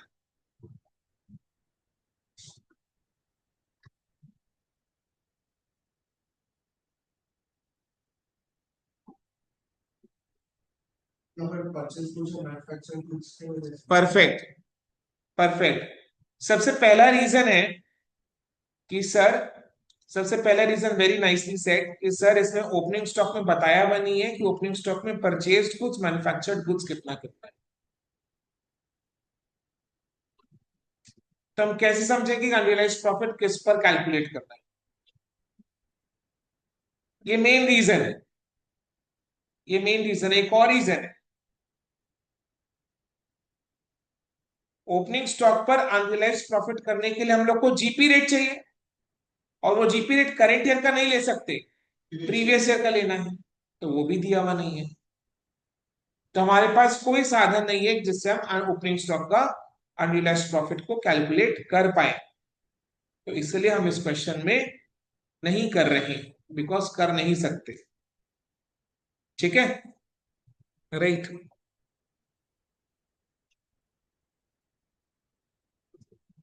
ओके, चलो अभी नेक्स्ट क्वेश्चन इलस्ट्रेशन 18 अपने नेक्स्ट क्लास करेंगे।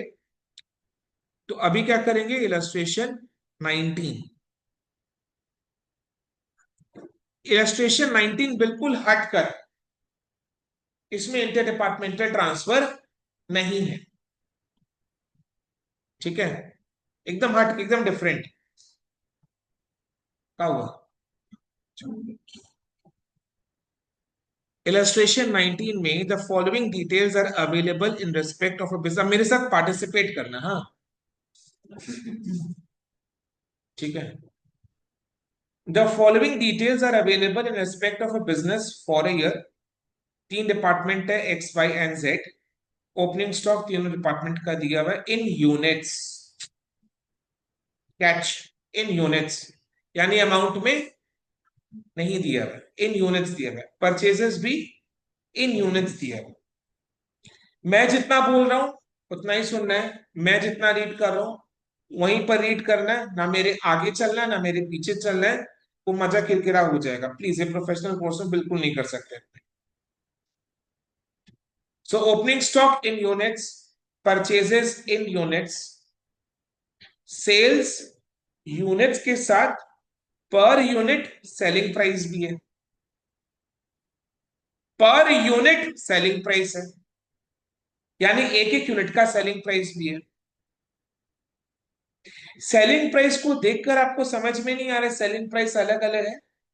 ऑब्वियस सा बात है, होना भी चाहिए, इसमें तो एबनॉर्मल कुछ भी नहीं है। तीन अलग अलग डिपार्टमेंट है, तीनों का अलग अलग गुड्स है। बिग बाजार का गारमेंट का डिपार्टमेंट अलग है, उसका सेलिंग प्राइस अलग होगा। बिग बाजार का कॉस्मेटिक डिपार्टमेंट अलग है, उसका सेलिंग प्राइस अलग होगा। अलग आइटम है तो अलग सेलिंग प्राइस, अलग डिपार्टमेंट अलग आइटम अलग सेलिंग प्राइस होगा। इसमें ऐसा तो कुछ आश्चर्य वाला बात तो नहीं है, ठीक है। Next, the total value of purchases, total value of purchases, total value of purchases यानी जितना भी परचेज हुआ है, total value of purchase 1 lakh. जितना भी परचेज मतलब डिपार्टमेंट एक्स का 1000 यूनिट, डिपार्टमेंट वाई का 2000 यूनिट, डिपार्टमेंट जेड का 2400 यूनिट, इन सबका total purchase value is 1 lakh.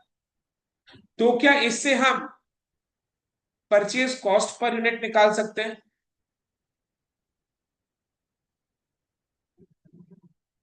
सोच कर अपने दिल में हाथ रख के बोलो, what is your intuition saying? Yes. अभी रिवाइंड करो, 5 मिनट पहले हम लोग बिग बाजार का कुछ एग्जांपल लिए थे। हाँ कि अलग अलग डिपार्टमेंट का अलग अलग से। हाँ तो उसे कनेक्ट करो, अलग अलग डिपार्टमेंट का अलग अलग आइटम है भाई, तो टोटल परचेज वैल्यू को आप तीनों डिपार्टमेंट्स के टोटल नंबर ऑफ यूनिट से डिवाइड करके कॉस्ट पर यूनिट कैसे निकाल सकते हैं? कर सकते हैं कि नहीं कर सकते? आपने बोले टोटल पर यूनिट, पर यूनिट मतलब आप एवरेज निकाल रहे हैं। टोटल यूनिट का वैल्यू है आपका 1 है। हाँ, जितना भी टोटल परचेज हुआ है डिपार्टमेंट एक्स का 1000, वाई का 2000, जेड का 2400, सब परचेजेस का टोटल परचेज वैल्यू ₹1 लाख।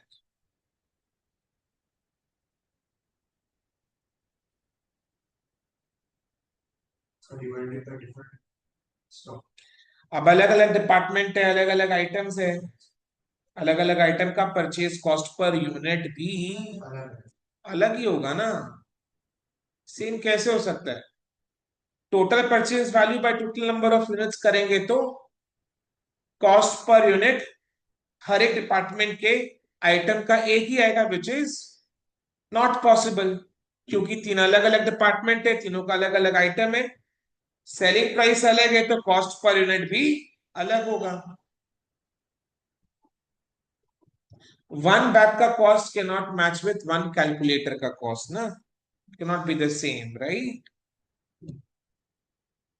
तो ये हम लोग नहीं कर सकते, यानी we can not do 1 lakh divided by 5400 to get cost per unit.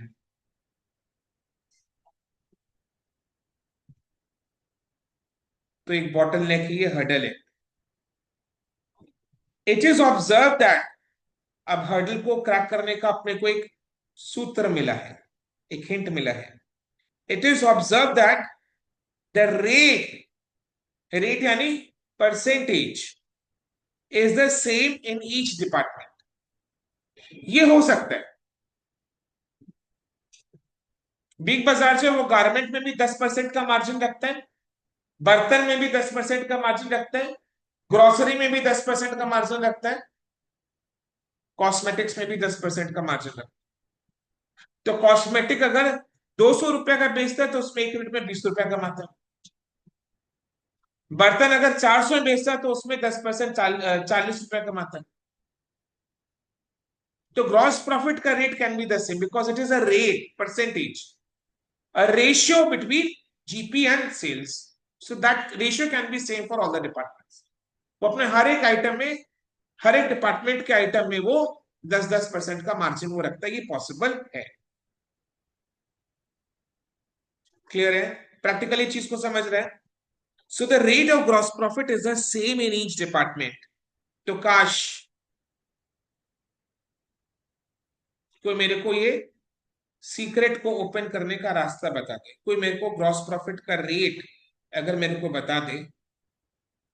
बताने से क्या होगा? बताने से ये होगा कि मेरे को हर एक डिपार्टमेंट का सेलिंग प्राइस पर यूनिट पता है। तो सेलिंग प्राइस पर यूनिट में से जीपी का रेट लगाकर माइनस कर देंगे तो कॉस्ट पर यूनिट हर एक डिपार्टमेंट का आ जाएगा, तो मेरा पूरा समस्या का समाधान हो जाएगा। तो काश पे मेरे को जीपी का रेट बता दे।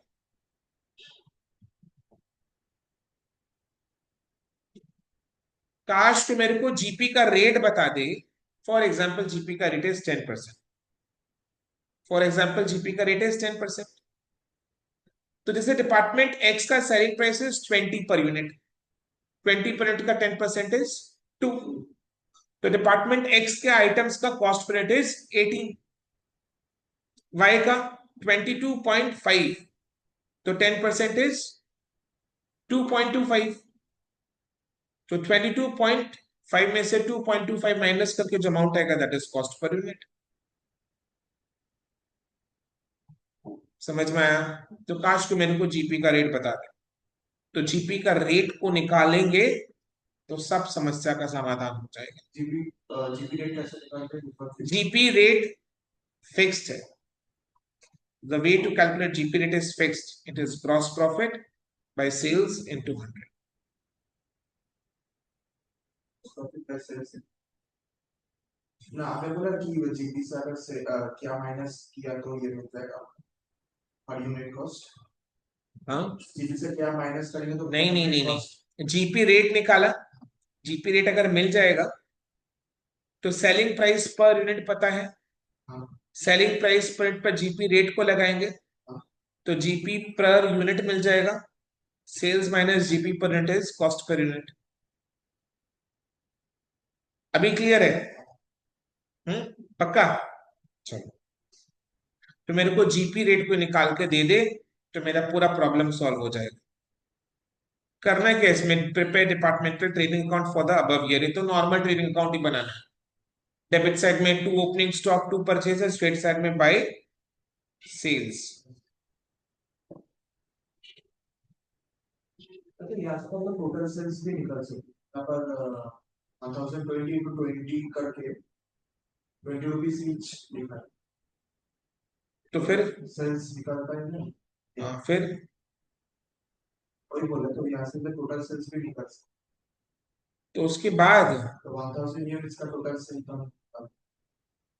तो वहां से जीपी कैसे निकालेंगे वो दिमाग। जीपी का बेसिक आइडिया क्या है? What is gross profit? Sales minus cost. और जिस नंबर ऑफ, ध्यान से सुनना, GP is sales minus cost because profit is obviously sales minus cost. अच्छा, जो सेल्स अपने कैलकुलेट कर रहे हैं, जितने यूनिट्स का हम लोग सेल्स लेंगे सेम यूनिट का अपने को कॉस्ट लेना पड़ेगा। ऐसा नहीं कि हम सेल 500 यूनिट का लेगा, कॉस्ट हम 200 यूनिट का लेगा और जीपी निकालेगा। बकवास। जितना यूनिट बेच रहा है उतना यूनिट का कॉस्ट को पकड़कर जीपी को निकालना है। क्या बोला मैंने?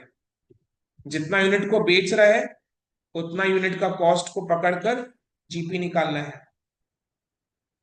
बिकॉज ऐसा तो हो नहीं सकता सेल वैल्यू अपने ले 1500 यूनिट का, कॉस्ट ले अपने 800 यूनिट का और जीपी निकाल ले, नहीं।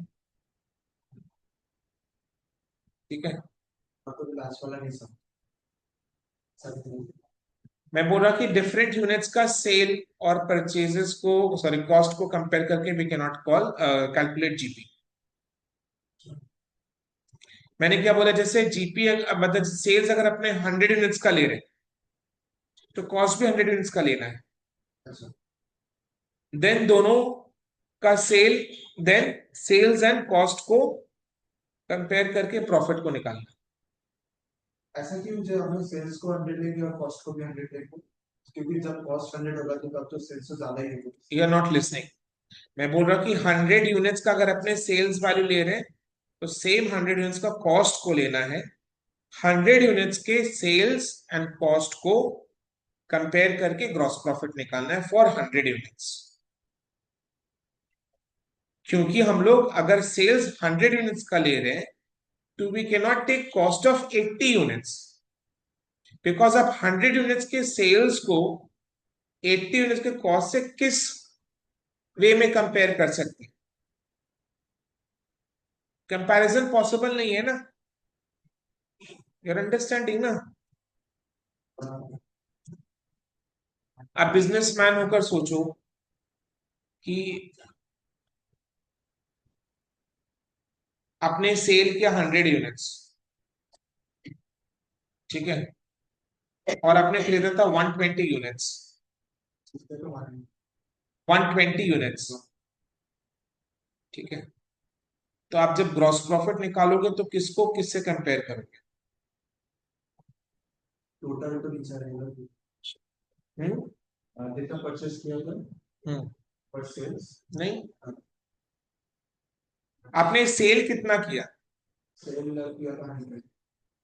तो आप ग्रॉस प्रॉफिट निकालने के लिए 100 यूनिट्स की कॉस्ट को माइनस करके निकालोगे ना। हाँ। 120 यूनिट्स का कॉस्ट को लेगा तो आपका लॉस में आ जाएगा। नॉर्मल। तो सेम यूनिट्स का selling price and cost price को कंपेयर करें। तो मतलब ऐसा रहता है 120 माइनस 100 20 बाई 100, 120 to 100 ऐसा कुछ ऐसा। अभी आप ये चीज समझे कि सेम यूनिट्स को लेना है, हाँ। सेम यूनिट्स को लेना है। हाँ। अब इसमें जो मेरे को कॉस्ट दिया हुआ है,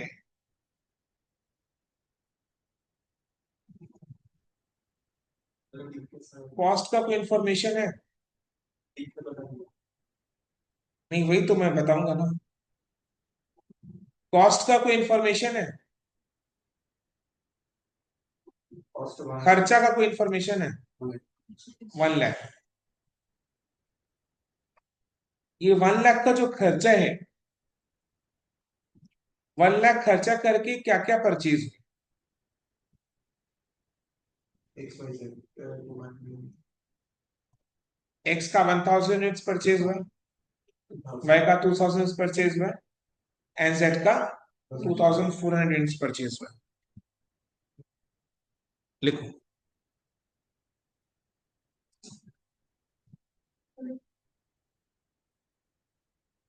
हाँ? देखते क्या निकल, सस्पेंस है वो, बहुत ही गहरा सस्पेंस, बता नहीं सकता, बताने से राज खुल जाए।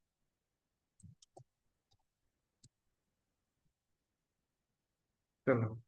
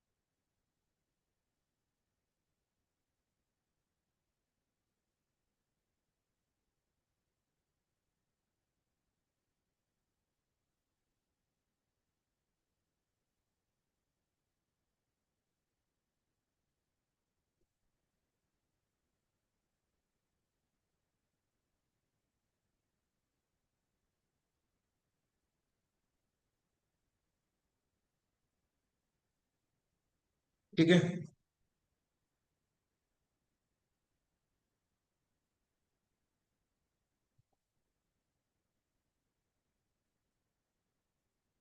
जैसे कुछ देर पहले मैंने कहा था कि कोई अगर मेरे को ग्रॉस प्रॉफिट का रेट, ध्यान सुना, निकाल कर दे दे तो मेरा पूरा समस्या का समाधान हो जाएगा। तो अभी सबसे पहला ऑब्जेक्टिव मेरा क्या है? To calculate gross profit rate. Gross profit rate का formula is fixed, gross profit by sales into 100। तो उसके लिए मेरे को ग्रॉस प्रॉफिट का अमाउंट चाहिए। प्रॉफिट का अमाउंट निकालते कैसे? सेल्स माइनस कॉस्ट को करके। और ये जो सेल्स माइनस हम लोग कॉस्ट को कर रहे हैं, ये सेम नंबर ऑफ यूनिट्स का ही कर सकते हैं। सेल्स माइनस जो कॉस्ट करेंगे अपने, सेम नंबर ऑफ यूनिट्स का ही कर सकते हैं।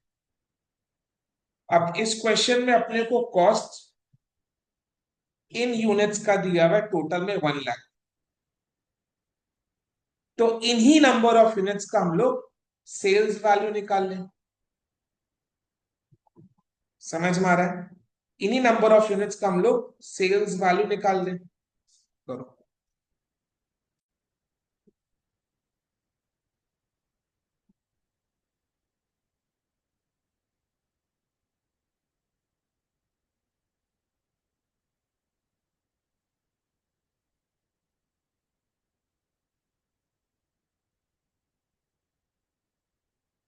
क्योंकि ग्रॉस प्रॉफिट कैसे निकालते हैं? सेल्स माइनस कॉस्ट करके। सेम नंबर ऑफ यूनिट्स का सेल्स एंड कॉस्ट को लेना है, और अपने को कॉस्ट इन यूनिट्स का दिया हुआ है, तो इन्हीं यूनिट्स का अपने को सेल्स वैल्यू भी लेना पड़ेगा। और अपने को सेल्स देखो ना, सेलिंग प्राइस पर यूनिट दिया हुआ है, ये रहा सेलिंग प्राइस पर यूनिट, है ना? तो अपने क्या करेंगे? एक्स के 1000 यूनिट्स का सेल्स वैल्यू निकाल। ठीक है, निकालो। 20 पर यूनिट है। 20।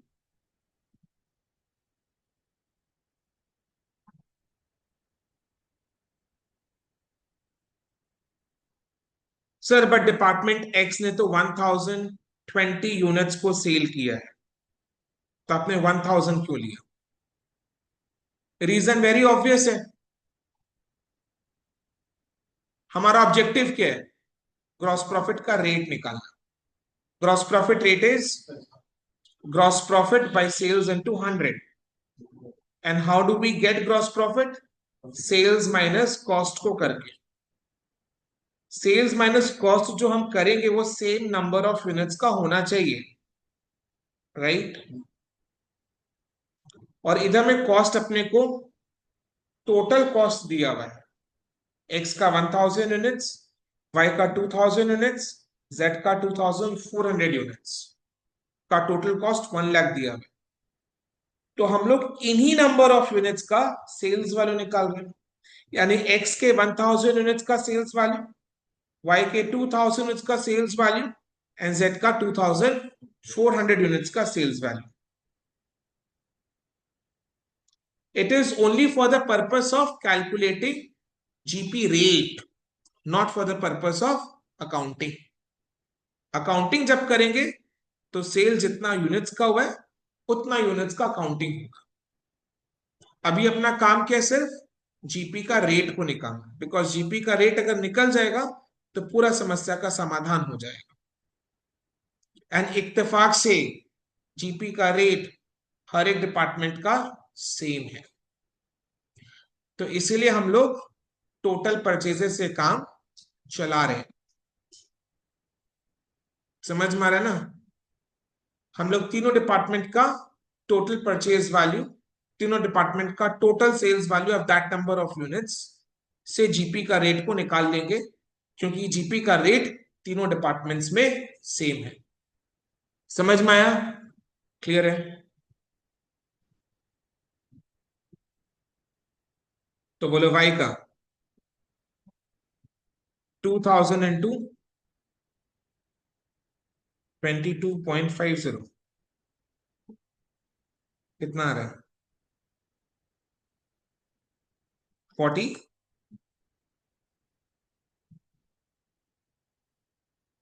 जेड का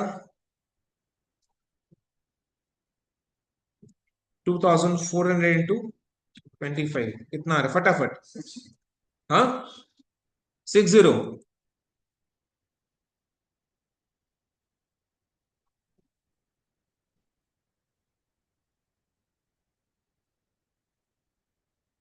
तो टोटल सेल्स वैल्यू इज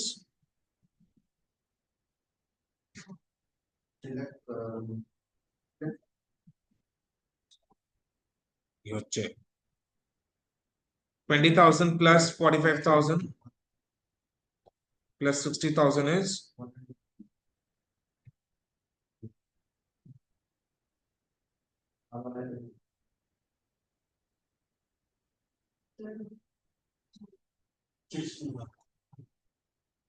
60,000। हम लोग ये सेल्स वैल्यू केवल जीपी रेट कैलकुलेट करने के लिए लिख रहे हैं। हम लोग ये नहीं मान रहे हैं कि सेल्स इतने यूनिट्स का हुआ है। सेल्स से कम बेसी जो एक्चुअल यूनिट है वो हुआ है, उसी का अकाउंटिंग हम लोग करेंगे। बट अभी अकाउंटिंग नहीं कर रहे, कैलकुलेशन कर रहे हैं। इसका जीपी रेट कैलकुलेट कर।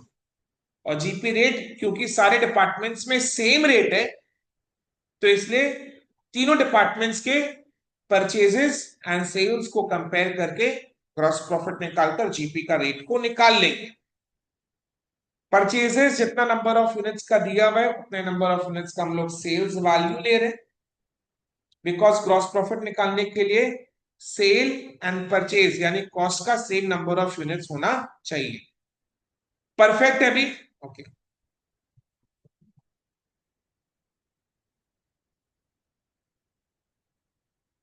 नोट 3।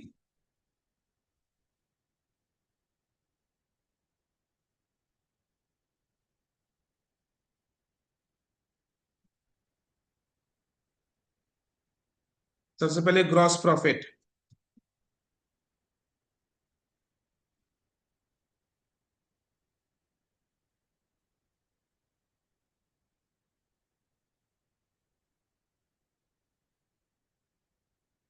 थोड़ा सा अगर अपने स्पेसिफिक इंफॉर्मेशन दे एग्जामिनर को, तो मैं ऐसे लिखूंगा total sales value of the units purchased. इससे उसको ज्यादा क्लैरिटी मिलेगा, है ना? हम लोग total sales value of the units purchase निकाल रहे हैं, not total sales value of the units sold. इससे उसको बहुत क्लैरिटी मिलेगा and he will be like चलो हाँ, बंदे में कुछ दम है।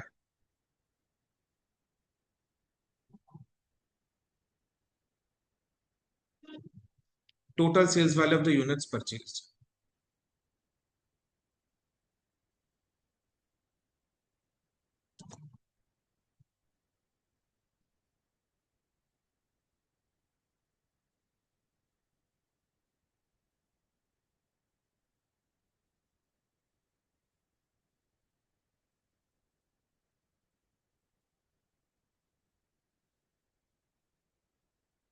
Gross profit rate is equal to gross profit by sales into 100।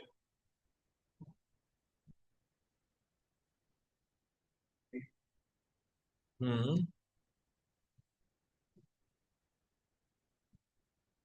कितना आ रहा है सर? 20% आ रहा है, यानी सर 20% हो चुके। मैं तो 100%। ठीक है, राइट। तो जीपी का रेट मिल गया है। वाह, मेरा पूरा काम आसान हो गया। जीपी का रेट मिलने से तो सारा काम problem solve, because GP rate is 20% on sales and हर एक डिपार्टमेंट का अपने को सेलिंग प्राइस पर यूनिट पता है। जैसे डिपार्टमेंट एक्स का तो 20 पर यूनिट का 20% इज ₹4, माइनस करो ₹16 पर unit is cost per unit. तो आप खुद से डिपार्टमेंट एक्स वाई जेड का कॉस्ट पर यूनिट को निकालो।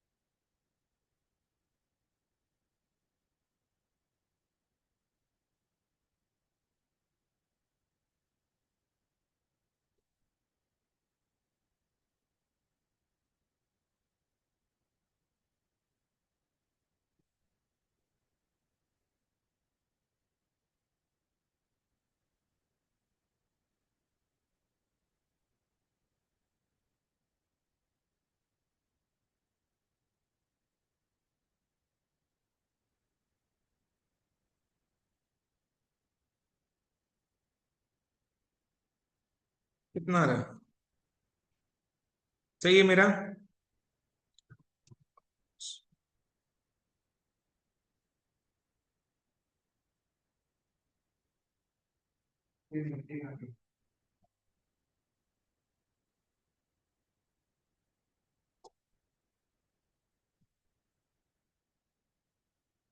मेरा हैबिट एक चीज का बहुत खराब है कृष्ण। क्या हैबिट खराब है? कि मैं बात बात में क्यों ना, सीए जब कर रहा था तो सीए लोग को हैबिट हो जाता है हर चीज को क्रॉस चेक कर, दिमाग की खोपड़ी इन लोग का ऐसे प्रोग्रामिंग हो जाता है आर्टिकलशिप के दौरान कि they have the habit of doing cross check. पता नहीं इसमें क्रॉस चेक करने का मन कर, बिकॉज हम कंप्लीट सेटिस्फैक्शन जो होता है ना 100% वाला, वो क्रॉस चेक करके ही मिलता है। तो इसमें क्रॉस चेक मेरे को कैसे करना है? मैं क्या करूंगा, इतना इतना यूनिट्स परचेज किया था, अब हर एक यूनिट का मेरे को कॉस्ट पर यूनिट पता है, तो number of units into cost per unit department wise करके ऐड करके 1 लाख आ रहे कि नहीं आ रहे, एक बार चेक करिए, है ना? यस और नो? सो डिपार्टमेंट एक्स का कॉस्ट पर यूनिट कितना था बेटा, बोल फटाफट। 16। तो इधर में 16,000 ऐड हुआ। डिपार्टमेंट वाई का कॉस्ट पर यूनिट कितना आ रहा था? 18, so 2000 into 18, 36, 36. Then department Z का cost unit is 20, तो 2400 into 20, 1 लाख आ गया, है ना?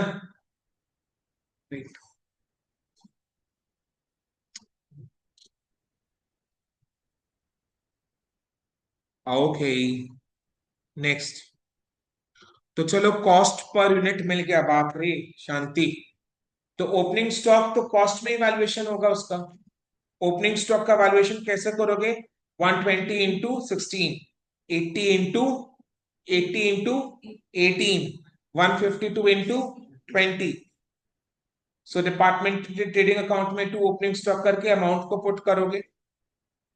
देन डेबिट साइड में 2 परचेजेस अभी निकाला ना, 1000 इंटू 16, 2000 इंटू 18, 2004 इंटू 20 करके 2 purchases. Then departmental trading account के क्रेडिट साइड में बाई सेल्स। अब अकाउंटिंग में आ चुके अपने, अकाउंटिंग को जितना यूनिट सेल हुआ है उतने यूनिट्स का होगा। तो by sales 1020 into 20, 1920 into 20, 2.5, 2496 into 25। और क्या होता है ट्रेडिंग अकाउंट में? क्लोजिंग स्टॉक, क्लोजिंग स्टॉक, अच्छा क्लोजिंग स्टॉक एक बार चेक कर लेते क्लोजिंग स्टॉक है कि नहीं। ओपनिंग में 120 था, परचेज किया 1000, तो हो गया मेरा 1120 में से सेल किया 1020, तो बचा कितना? 100 यूनिट। क्लोजिंग स्टॉक का नंबर ऑफ यूनिट्स निकालना पड़ेगा। ओपनिंग स्टॉक था 120, परचेज किए 1000, तो हो गया 1120, सेल किए 1020, तो बचा कितना? 100 यूनिट्स। तो 100 यूनिट्स मेरा क्लोजिंग स्टॉक में है। तो 100 यूनिट्स का कॉस्ट कितना होगा? Very nice, excellent. 100 into 16 is 1600, है ना? करो।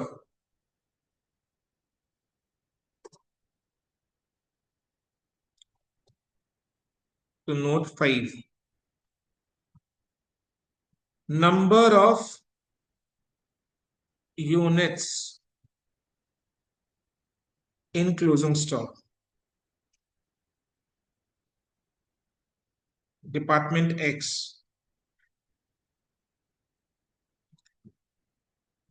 120 plus 1000 minus 1020 is equal to 100 units.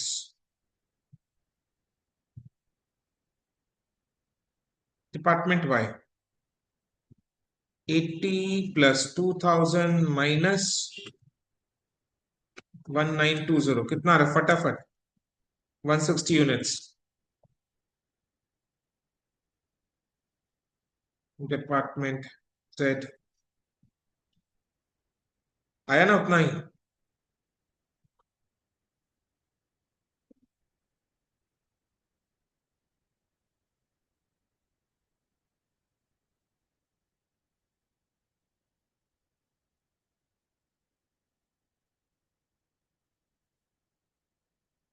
156 ना, 56 यूनिट्स करेक्ट। चेक कर लो कैलकुलेशन, 56 आ रहा है। तो हम लोग जिस तरीके से ओपनिंग स्टॉक, परचेजेस का वैल्यूएशन किए थे, कॉस्ट पर यूनिट से मल्टीप्लाई करके क्लोजिंग स्टॉक का भी वैल्यूएशन कर लेंगे, रेस्पेक्टिव डिपार्टमेंट के कॉस्ट से मल्टीप्लाई करके। देन क्लोजिंग स्टॉक को ट्रेडिंग अकाउंट के बाई साइड में लिख देंगे department wise, and then gross profit निकाल के मेरा gross trading departmental trading account बन जाएगा। ठीक है, तो चलो इसको हम कंप्लीट करेंगे अपने घर पे। ठीक है, राइट, समझ में आया? यस और नो? ठीक है, तो आंसर इधर से चेक कर लेंगे। टोटल का वेट, हाँ बोल। डिपार्टमेंटल ट्रेडिंग प्रॉफिट लॉस वाला नहीं, सिर्फ डिपार्टमेंटल ये तो trading. Profit and loss account बनाने के लिए तो इंफॉर्मेशन भी नहीं है, तो अपने डिपार्टमेंटल ट्रेडिंग अकाउंट बनाएंगे, ग्रॉस प्रॉफिट को निकाल लेंगे, टोटल का कॉलम इज नॉट रिक्वायर्ड। अब अगर इस पॉइंट में भी मेरे को एक क्रॉस चेक करना है तो कैसे करूं? रेस्पेक्टिव डिपार्टमेंट्स का जीपी बाय सेल्स इनटू 100 करके देखो, तीनों डिपार्टमेंट का भी चेक करो, तीनों डिपार्टमेंट का 20% आ रहा है कि नहीं आ रहा है। 4080 divided by 20,400, 20%। 8640 divided by 43,200, 20%. 12,480 divided by 62,400 is 20%. वो तो मेरे को आंसर चेक करना था, बोल के क्रॉस चेक वाला चीज बता दी, क्योंकि लगा भरोसा नहीं, डिसीजन लेके करेक्ट कर दे। फिर आप लोग सॉल्व कर लेता, इंस्टीट्यूट का मटेरियल से मैच करता, फिर बोलता ये गलत है वो गलत है, बोले क्रॉस चेक ही कर लो इसे। समझ में आया ना? ओके, ओके देन इसमें बाकी के क्वेश्चंस अपने नेक्स्ट क्लास मंडे को करेंगे। समझ में आज का डिस्कशन? यस, अपने को जैसा हमने डिसाइड किया था, हर एक क्लास को अपने को हर एक आने से पहले प्रीवियस क्लासेस को रिवाइज करके आना है फॉर श्योर। ठीक है, एंड जो डाउट्स है वो पूछ लेना, एंड रिकॉर्डिंग्स का एक्सेस मिल जाएगा तो उसको देख लेना जरूरत पड़ा तो। Okay then, thank you so much and bye, take care.